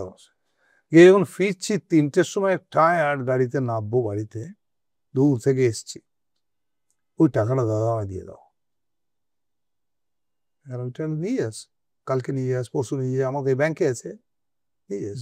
মানে ছোট জিনিস বলছি আমি, এতক্ষণ বিরাট জিনিস বলেছি, তো বড় বড় জিনিস বলেছি, ছোট্ট জিনিস বলছি না, ওটা আমায় আজকে দিয়ে দাও, আজকে দিয়ে দাও, আমি কাল আসতে পারবো না, কাল তো আমি চলে যাবো বাইরে, মানে সমস্ত এরম হয় বলতে হবে, তোকে দেবই না, এইভাবে যেরকম হয় করছিস তুই, চাইছিস। প্রথম কথা, কাজটা তোর ছিল না, সেটা আমি দিয়েছি না, এটা তো খুব কম হয়ে গেছে অ্যামাউন্টটা, মানে যে অ্যামাউন্টটা এগ্রি করলো সেটা নাকি ও নেয় না, অনেক বেশি নেয়, মানে সমস্ত অন্যায় কথাগুলো বলছে তখন। তো আমি সেখানে লিফটে উঠবো বলে এখানে দাঁড়ালাম, তারপরে গেলাম, গিয়ে পকেটে টাকা ছিল, বার করলাম, তোকে ছিল তো, এরকম বলছে, তাও দিচ্ছিলে না, মানে এই ব্যাপারটা, হ্যালো নে এটা। এরপরে I don't want to see your face ever. অদ্ভুত মজা, আমি নামটা এক্স্যাক্টলি বলছি না, না হবে, ঠিক আছে, কিন্তু তাকে আমি নিয়ে এসেছি সিনেমায়, এরকম। তো এইরকম ছোট্ট ছোট্ট একটা জিনিস আছে আমারটা, এটাও ঠিক নয় হয়তো, এটা তো আত্মাভিমান, একটু তো দুঃখ আত্মাভিমান একটু এই তো একটা। দুঃখ পাওয়ার অধিকার হ্যাঁ, মানুষের মানে আছে। সে ওইটুকু হয়তো কোনো সময় আছে। কোনো মেজর জিনিসে কিছু হয় না, লস অফ ফিল্ম কিছু তো কিছু না। কখনো রাজনীতির শিকার হয়েছে উইদিন দ্য ইন্ডাস্ট্রি? রাজনীতি শেখার ইন্ডাস্ট্রির মধ্যে হয়নি, হুম। সেইভাবে হয়নি, বা আমার জ্ঞানও তো হয়নি। হ্যাঁ, দু একবার এরকম হয়েছে, কেউ হয়তো তার রোল বাড়ানোর জন্য আমার রোল কেটে দিয়েছে। হুম। সেটাকে আমি খুব একটা কিছু মনে করি না, কারণ আমার ফেটে আমি খাবো, যা দেবে ও যদি কাটতে দেয়, ও ভগবান তো কেটে দেবে ভাই, সেরকম ভাবে নিয়েছি ওটাকে। এইবার এই যে আমি ছেড়ে দেবো বলছি পলিটিক্স থেকে, এবার ওইখানে একটা ভয়েড তৈরি হবে, ওরা সব গেস করছে, সেখানে 10-12 জন দাঁড়িয়ে আছে, মানে তার সব দাঁড়াবে। এইটা করতে গিয়ে আমার কাছের একজন, সে একটুখানি পলিটিক্স করতে আরম্ভ করেছে। এটা নতুন জিনিস, এটা আমি কখনো দেখিনি। আচ্ছা। আমার যেহেতু লোভটা নেই, সেই জন্য আমার কিছু এসে যাবে না, ছেড়ে দিতে পারি। মানে আমার প্রবলেমটা হচ্ছে, যদি মমতা বলেন যে কোনো কারণে, মানে আমি অনেক বলার পরে যদি বলেন ছাড়বেন না, তাহলে তো আমি ছাড়তে পারবো না। তো সেইটার সময় তাহলে তাদের এই 12 জনের আবার একটা যে উৎফুল্ল হয়ে উঠেছে, মিয়ে পড়ে যাবে। এটা আর কি মুশকিল হবে। তারপরে আমি জিতবো কিনা জানি না, তার এইসব জানি না। এরকম আর কি, এরকম ছোট ছোট জিনিস আছে, কোনো বড় কিছু নেই, কোনো মেজর জিনিস নেই। যাকগে, মেজর সব ঠিক আছে, হাসি খুশি থাক, আমি বলছি অলওয়েজ বি হ্যাপি। চেষ্টা করি, এবং সহজ কথার কারণও অনেকটা হ্যাঁ, সেটা যে মানুষকে একটু সহজভাবে পৌঁছে দেওয়া। আর নামটা তুই ঠিক করেছিস যে ওর নামের সঙ্গে, সেটা আমার কাছে খুব ভালো লেগেছে, থ্যাংক ইউ, দারুণ লেগেছে। Thank you. সিম্পলিসিটি আসলে। আমি ধর কথা কথা বলছি, আমি যদি ইচ্ছে করি, তাতে আমি খানচারেক মার্সিডিজ কিনতেই পারি, এনি ডে। কিন্তু আমার আসলে দরকার নেই, কিছু দরকার নেই, যেটা দরকার নেই সেটা আমি একদম করি না। উদ্বৃত্ত রাখো না লাইফে, আমার দরকার নেই, লাগছে না তো, দুজন লোক কি হবে আমার, সেই জন্য আর কি। মানে আমি সবাইকে সেটাই বলবো যে খুব লিমিটেশনের মধ্যে, খুব কম চাওয়া মধ্যে থাকুন, পাওয়াটা বেশি লাগবে তাহলে আপনার। এই কথার পর আর কি কথা হতে পারে? একটা প্রচন্ড ইনসাইটফুল অ্যানালিটিক্যাল ইন্টারভিউ আপনারা শুনলেন। একটা মানুষ তার মেধা মনন কোথায় থাকলে সে এরকমভাবে কথা বলে যেতে পারেন, অথচ তার সাধারণ ভাবনাটা এতই সহজ, তিনি খুব সহজে বুঝিয়ে দিলেন। গীতা দত্তের সেই গানের লাইন, এ জীবনে যতটুকু চেয়েছি মনে হয় তারও বেশি পেয়েছি। এটাই তো আসল কথা। এই সহজ কথা দিয়ে আজকে আরেকজন কিংবদন্তির সাথে আমাদের সাক্ষাৎকার শেষ হলো। ভালো থাকবেন। আমাদের এই গেঞ্জি বংমেড বানাচ্ছে, আর আমাদের লাইক শেয়ার সাবস্ক্রাইব করুন, একটু ছড়িয়ে দিন। ধন্যবাদ।